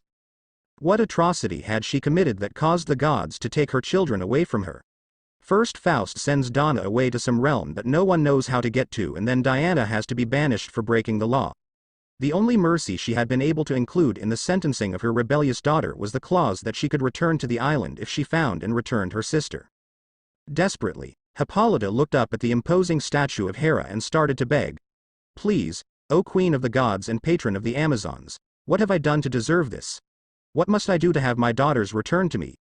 Tears freely fell from Hippolyta's eyes as she prayed for answers. Without her daughters, all Hippolyta had were her sorrows and her prayers. Suddenly a powerful matronly voice said, "Be at peace, Queen of the Amazons." Hippolyta whipped around to Hera standing at the door to the goddess's temple. The Queen of the gods walked closer to the distressed mother and said, "Both your daughters will be returned to you in time of this, the fates have assured me. However, things will not be as they were for Donna and Diana before they left the Myskura. Experience has changed and will change the princesses, and you could lose them again if you cannot accept the changes." Hippolyta nodded her head in surprise and shock. On the one hand, she was grateful that Hera was answering her prayers and astonished that the goddess was doing it in person. On the other hand, she was worried about what Hera's warning could mean. Why wouldn't she accept her daughter? The mother in her snarled at the implication. Banishing Diana was the hardest decision she ever made that had happened only because her hands had been forced by the law. They're my daughters. I may at times be disappointed with the choices they've made, but I will never abandon them. A smirk appeared on Hera's face and she replied, "That is the correct sentiment for you to have, Hippolyta. Let's just see if you can hold yourself to it." With divine speed, Hera reached out and grabbed Hippolyta's wrist. There was a brilliant flash of light when divine flesh touched mortal flesh. Once the flash ended, the two queens were floating above Konoha and their bodies were transparent like ghosts. Hera let go of Hippolyta's hand and spoke. "This is the land where Princess Donna was sent to by Faust's magic. I have transported your mind here so that you may see for yourself how the princess is doing. This is for the princess's benefit as well as she is in need of her mother's advice. Until I take you to Donna, you will not be able to interact with anything in this realm. Such is the bargain I have made with Amadisuru. Know that from your daughter's perspective she has been here many months, so you must listen carefully and learn." The queens floated down and entered one of the houses where several of the senior ladies of Konoha were meeting. The meeting was more of an informal get-together that Kaharu liked to hold with some of her old friends and associates. Matsuri just started to speak as the queens appeared. "Really, Nodoka? Why must you insist that there is something wrong with young Donna? She's proven herself to be a wonderful young woman ever since she arrived." Nodoka snorted and replied, "There's something seriously wrong with a woman remaining a virgin after half a year of marriage. Arranged couples who detest each other will at least try having after a month or two. Hormones and alcohol can easily cool negative passions. Trust me, if it wasn't for sake I wouldn't have been able to have my kids."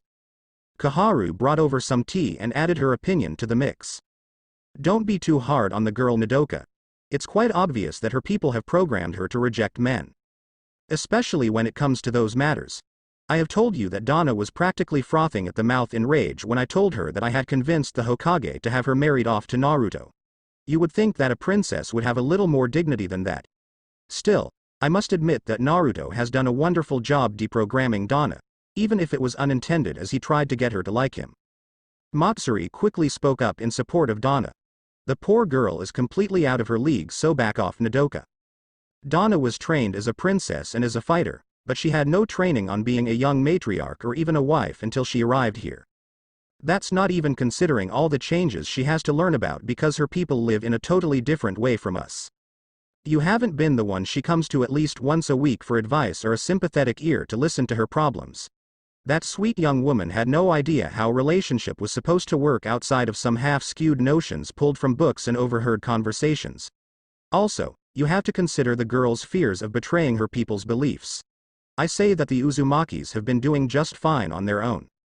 Hera grabbed Hippolyta and the two queens quickly rose into the sky. The divine queen then started to explain things to Hippolyta. Donna was transported into the middle of a secured military installation when she arrived in Konoha. Once she was captured, The leaders of this village were stuck with trying to find a suitable punishment for her trespassing while not creating a worse diplomatic incident. In the end, it was decided to have Donna marry the last surviving member of a respected and wealthy family so as to provide protection for her and serve as her punishment. From what I hear, your new son-in-law is head over heels in love with Donna and does his best to cater to her every whim.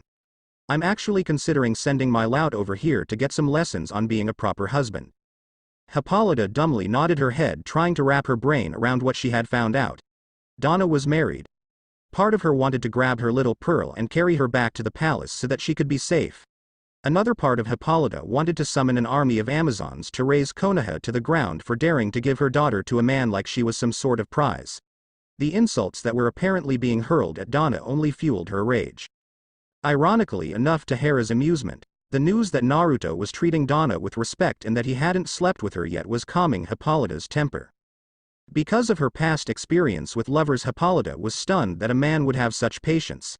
She wasn't sure how to handle the idea of someone who was both in lust with her daughter and who was holding back his desires to what was his right, by these barbaric people's standards.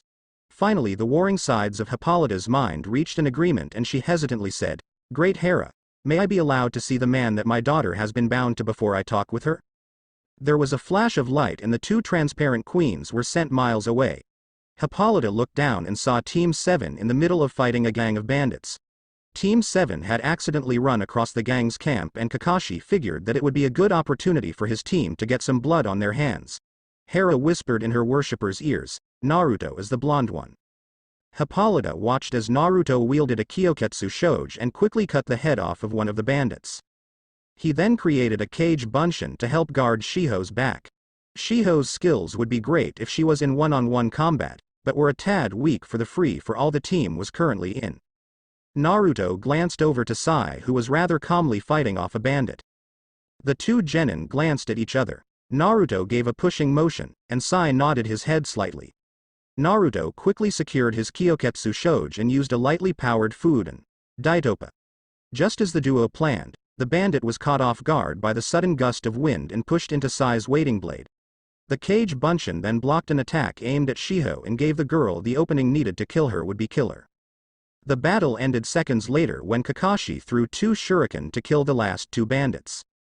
He quickly looked at his students and said, "Are you all alright?" Sai and Naruto nodded their head, looking like they were torn between being shocked and sick. Shiho quickly made up her mind as she nodded her head and then started throwing up. Naruto saw Shiho vomiting and quickly rushed to her side to make sure she hadn't been hit.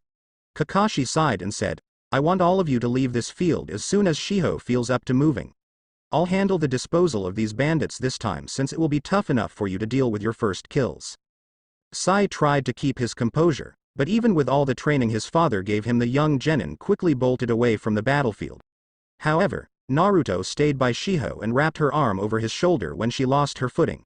He then carried her off the battlefield while constantly fighting his emotions to prevent a breakdown.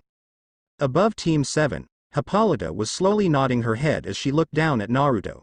Despite her wishes, Hippolyta was finding herself respecting the boy. From what she could see, he was growing to be a strong warrior, he cared for his teammates, and he apparently both loved and respected Donna. The fates had been kind to Donna by giving her a decent man to be bound to by these barbaric people. Hippolyta continued to look down on her son-in-law as his team gathered themselves after their skirmish with the bandits. Having observed enough for now, the queen turned Hera and asked, "Can I speak to Donna now?" Hera smiled and nodded her head. The goddess then snapped her fingers, bringing the two queens appeared in the Uzumaki house. They appeared in the study room just as Donna was walking in the room. Donna froze in shock at the sight of her mother. She stared at the queens for a few seconds and then quickly brought her hands together in a ram seal and yelled out, "Release." Donna and Hippolyta blinked their eyes in confusion while Hera looked on the scene with mirth in her eyes. Donna performed the seal again and started to shake when her mother didn't vanish.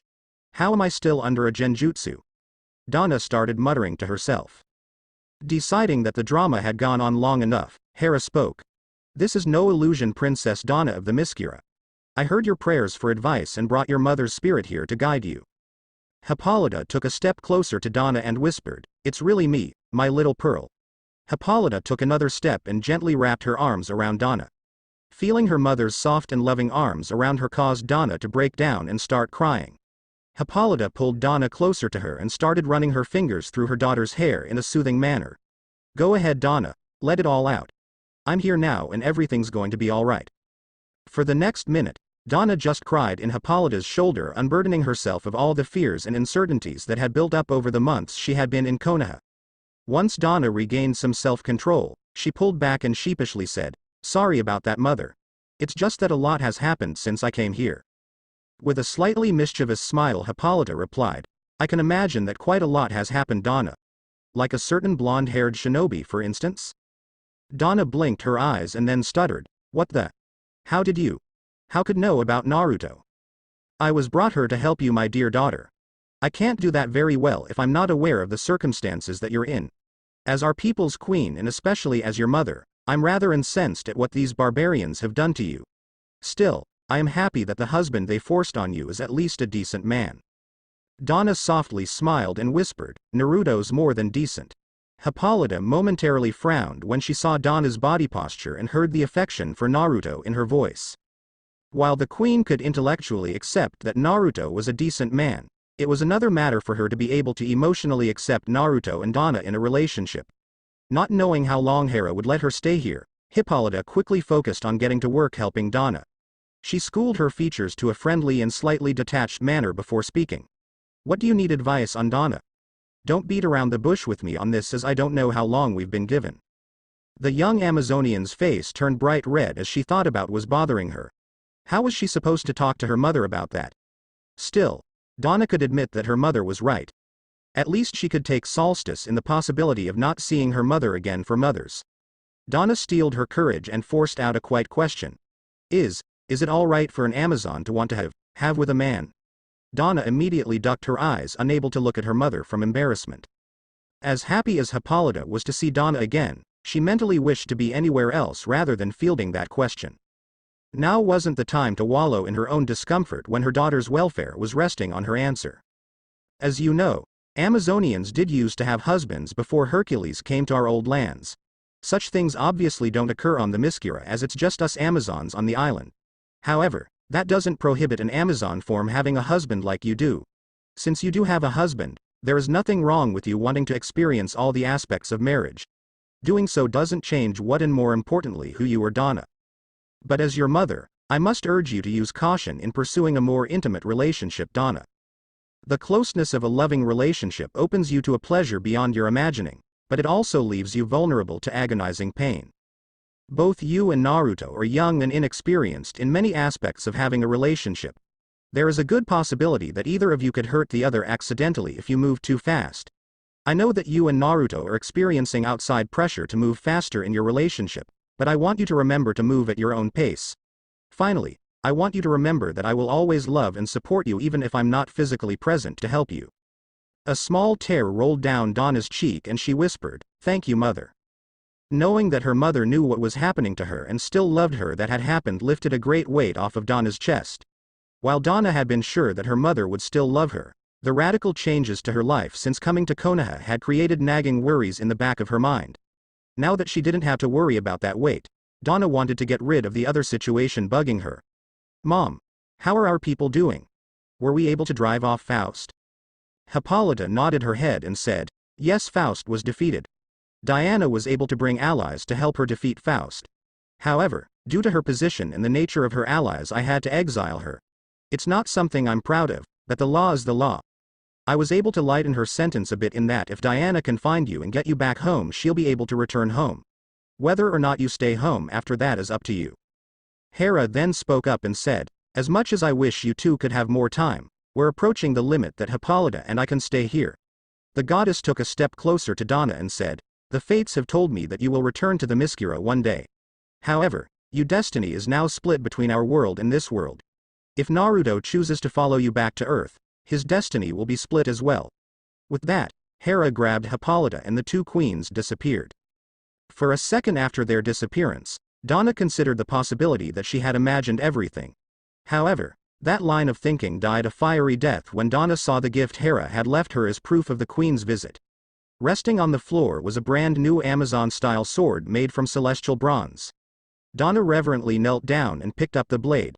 She then gave it a few test swings and found it to be perfect in her hands. 10 days later, Team 7 returned to Konoha with grins on their faces. Except for the attack on that one group of bandits, their mission had been smooth sailing. Once Team 7 finished their debriefing, Naruto bolted from the Hokage's tower and ran straight home.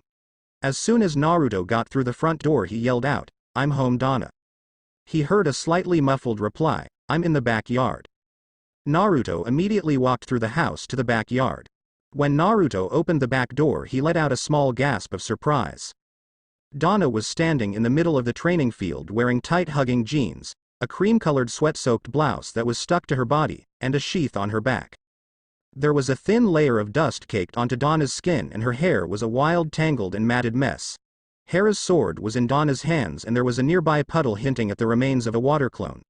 All in all, she looked even more beautiful to Naruto at that moment than she had in the tortuously pleasurable dreams he'd been having every night on his mission. Donna turned to look Naruto in the face and gave him a brilliant smile. She sheathed her sword and then ran towards Naruto. The princess grabbed her husband in a massive hug and firmly ed him on the. Naturally, Naruto's eyes widened in shock at the forcefulness and passion, but he quickly responded to the. After a few seconds, Donna pulled away and said, "Welcome home, Naruto." "Wow," Naruto said with a slight daze, and he blinked his eyes. "If I get a greeting like that every time I return from a mission, Tenyo, I'm going to feel far more at ease with long-term missions." Donna gave him a playful smack in reply. Naruto chuckled and said, "I guess I deserved that, didn't I? By the way, Donna, what happened while I was gone? I mean, you seem to be more comfortable with yourself, if that makes any sense." Donna smiled and replied, "While you were away, I received a brief visit from my mother thanks to the patron goddess of the Amazons. We were only able to talk for a few minutes, but she was able to put a lot of fears and uncertainties I had to rest. When they disappeared, the sword was left behind to prove that I didn't imagine anything." Naruto was surprised to hear that Donna's mother had briefly been in the village thanks to one of her people's kami. Any private doubts he might have had, not that he'd ever voiced them, were quickly brushed away by the sword on Donna's back. It was made out of an alloy and in a style that was completely foreign to the elemental nations. Lack of proof otherwise, Naruto was going to take Donna's word on this matter. Naruto considered what Donna told him, and then an uncertainty of his emerged. "What was your mother's opinion of me?" "My mother said that she wasn't happy that I had been married off, but she was happy that I am married to you out of the possible choices in Konoha. She said you were a decent man, which is extremely high praise for her." That news led to Naruto letting out a sigh of relief. He then jokingly said, "That's good to know. I was almost afraid that your mother would lead an army into Konoha for the sole purpose of castrating me."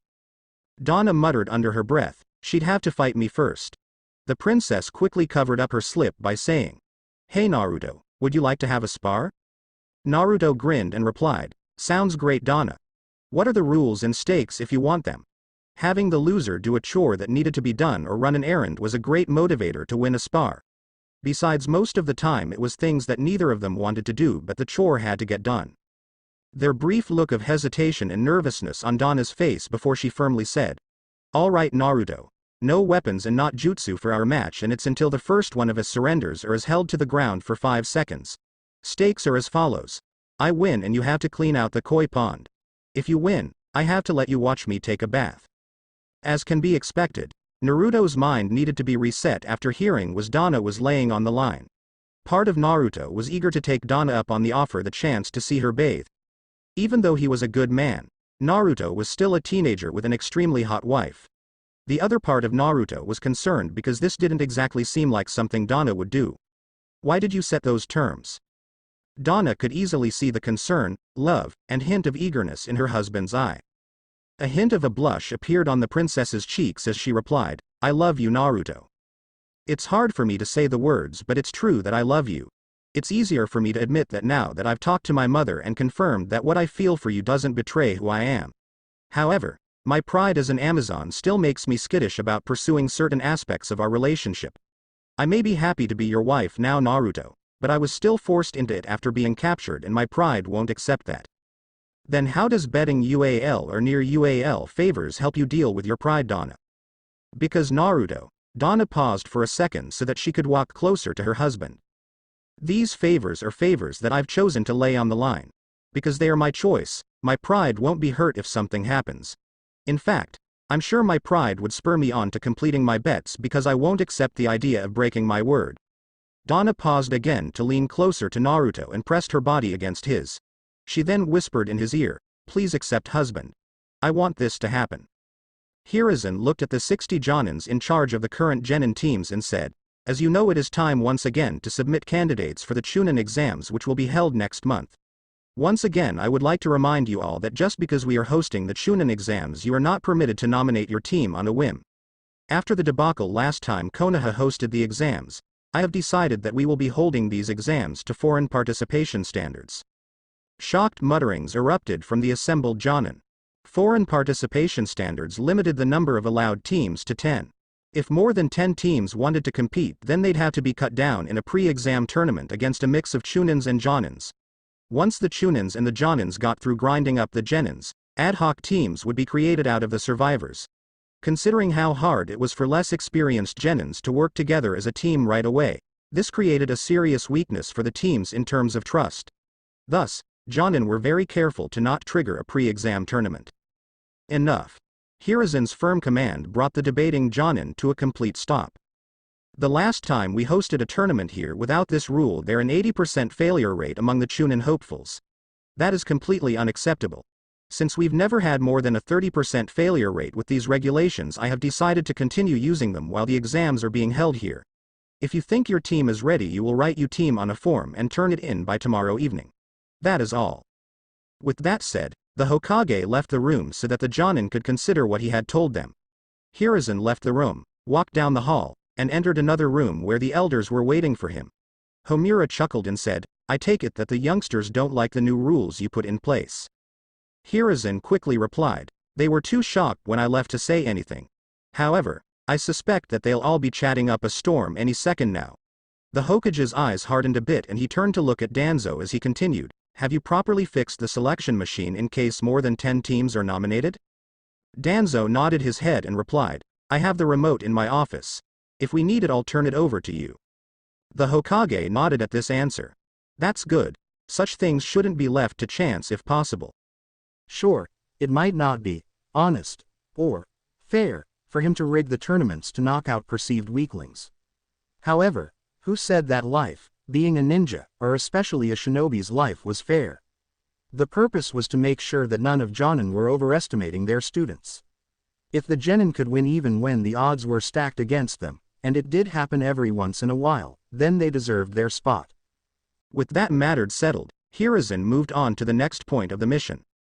Has there been any progress from the Censor Division into devising a way of detecting the Amazonian kami if they choose to make another appearance? It was a sore point to Hiruzen and the other elders that anything had gotten by the village's censor net, as that represented a potential weak point in the village's defenses. Not that Hiruzen wanted to challenge the foreign kami. That would be stupidity of the first rank and the last mistake he'd likely ever make. One did not piss off the kami and live. Rather, Hiruzen wanted to know if the Amazonian kami ever appeared so that he could either offer homage or stay as far away from them as possible. Homura sighed and replied, "None whatsoever. As you know, kami mute their aura when they choose to come to this plane. Good thing too, as the last time a kami released more than a touch of their aura created the crater of Crater City. However, unlike the kami we're familiar with, the aura frequency that the Amazonian kami possess is unknown to us. The censors don't have any holy relic fragments to have examined by the fire monks for a frequency. Our only lead is the sword left to Donna Uzumaki, but no one wants to risk offending her kami by taking something left for her use." The Hokage nodded his head and replied, "It took us over a century to develop a system to detect the kami, so don't be discouraged. Move cautiously. The last thing we want to do would earn the wrath of a kami. Even the weaker kami can wipe out cities." Shiho looked at her teammates as Kakashi dropped the news on them about the possibility of going in the Chunin exams. Sai's eyes almost sparkled with interest even if he kept his face calm. Naruto actually jumped off the ground and pumped his fist in the air. He then shouted out, "All right, this is what we've been waiting for." As for herself, Shiho was not nearly as eager as her teammates. She didn't say anything to dampen the mood, but Kakashi caught on to her nervousness very quickly. Team 7's Jonin instructor gave one of his traditional eye smiles and said, "If you want to enter the Chunin exams, report to the Hokage Tower by 9 a.m. 3 days from now. The team is going into standby mode until then so that you three can think about whether or not you want to enter the exam. Regardless of your choice, I expect you to use some of this time for training. Come and get me if you wish for some personal training." With that said, Kakashi vanished in a flurry of leaves. Sai got up and then looked at Naruto.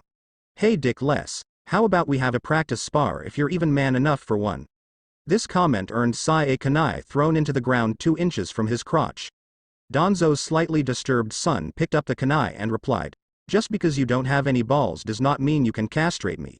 A small, easily deniable, smirk appeared on Sai's face as he saw his words getting to Naruto. "Oh, that is it, Sai. I'm going to beat you black and blue." Naruto was seriously getting annoyed at Sai for his constant eunuch remarks. What he and Donna did or didn't do was nobody's business but their own. Quickly pulling out his Kyoketsu Shoge, Naruto started whipping the ball end of his weapon in a challenge to Sai. Naturally, Sai rolled onto the field and pulled out his ninjutsu in a defensive stance. The Kyoketsu Shoge flew where Sai had been seconds ago and then whipped around back into Naruto's hand. Shiho quickly decided that now would be a good time to leave the training field. The boys' weekly, if she could be so lucky, full contact spar was not something she wanted to get into the middle of. Seriously, if it wasn't for Sai baiting Naruto so much she'd think that they were doing it all just for the fun of it. Shiho wasn't about to try and join in their spar because she knew that they were in another league. As the young kunoichi left the training field, she thought about whether or not to enter the exams. It was a difficult choice for her since she was not the most skilled member of the team or the most well-rounded. Kunoichi were generally weaker than shinobi. This wasn't a East belief or a situation due to preference in training. It was a simple biological fact. The average male was physically slightly stronger than the average female. Chakra only further skewed the averages since the chakra network for men was on average 20% larger than a woman's chakra network. This was why men had larger chakra reserves, but women typically had better control on average. Of course, the actual statistics were worse than biology suggested since many kunoichi wasted years in the academy in initial training by moaning over the hot guy while the guys typically trained to impress the girls. Now, Shiho was actually in the top 10% of her graduating class's kunoichi since she didn't skip on her training.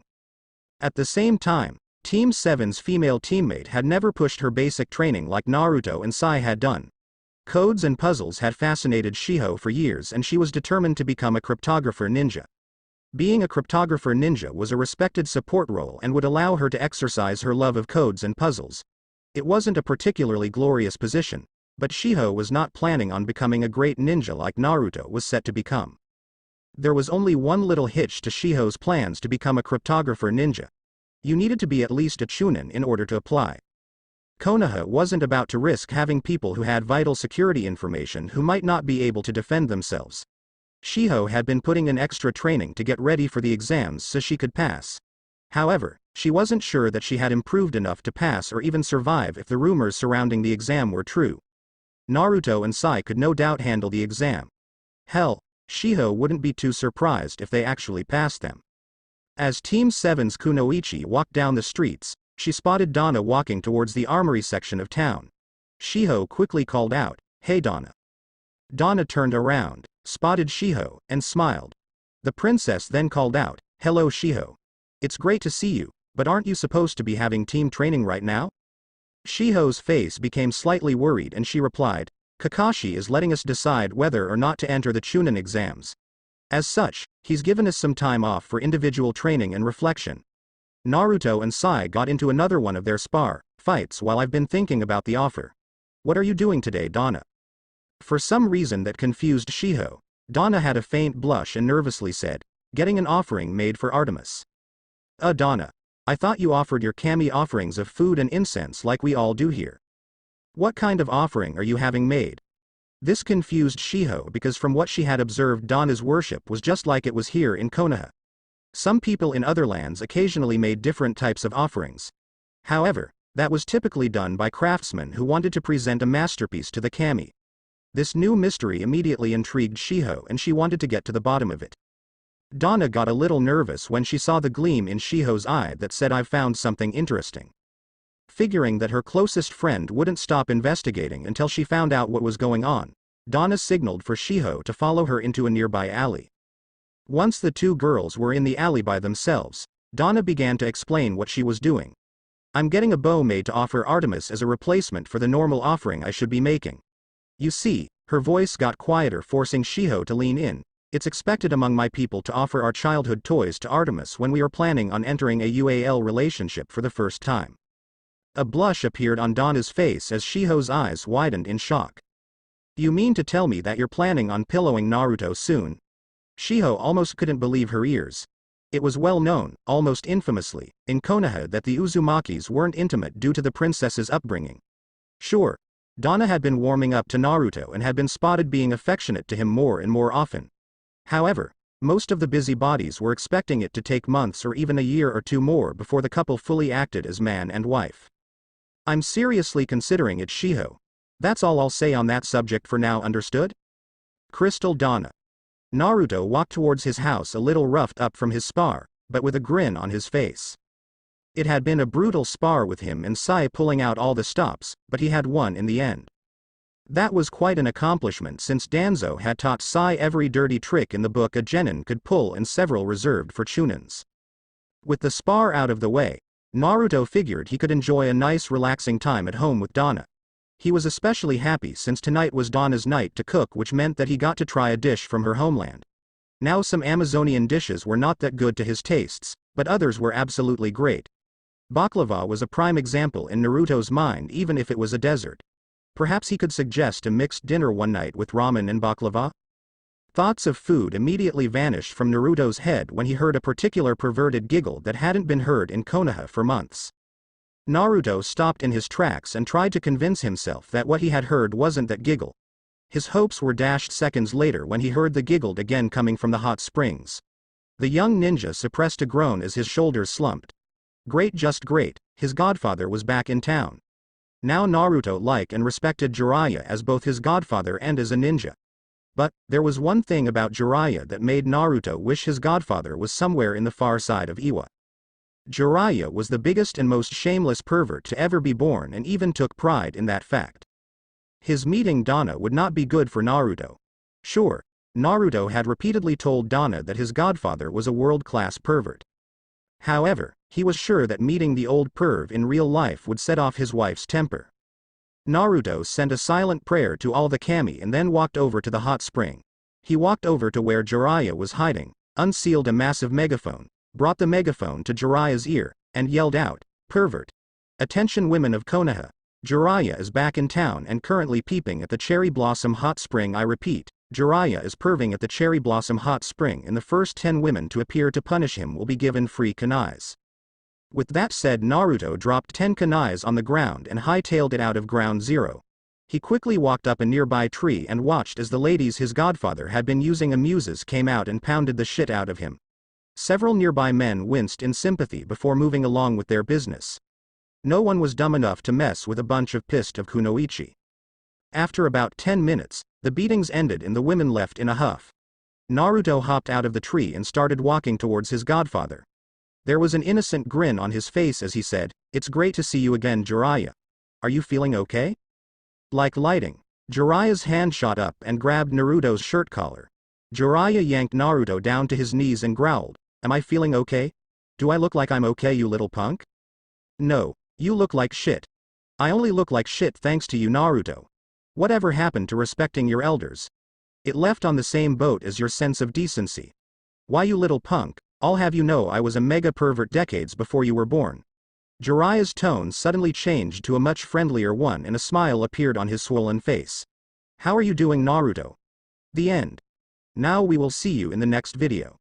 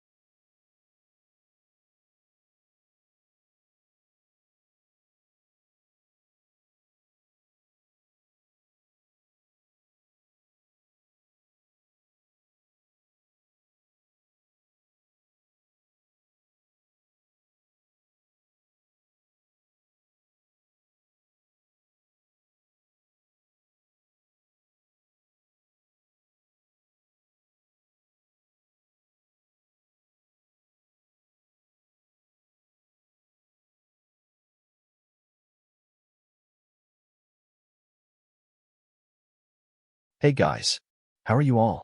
Welcome to my channel. If you enjoy watching our videos, then do like and subscribe to our channel. Also, don't forget to mention which part of the video you like the most in the comments. So without much delay, let's start the video.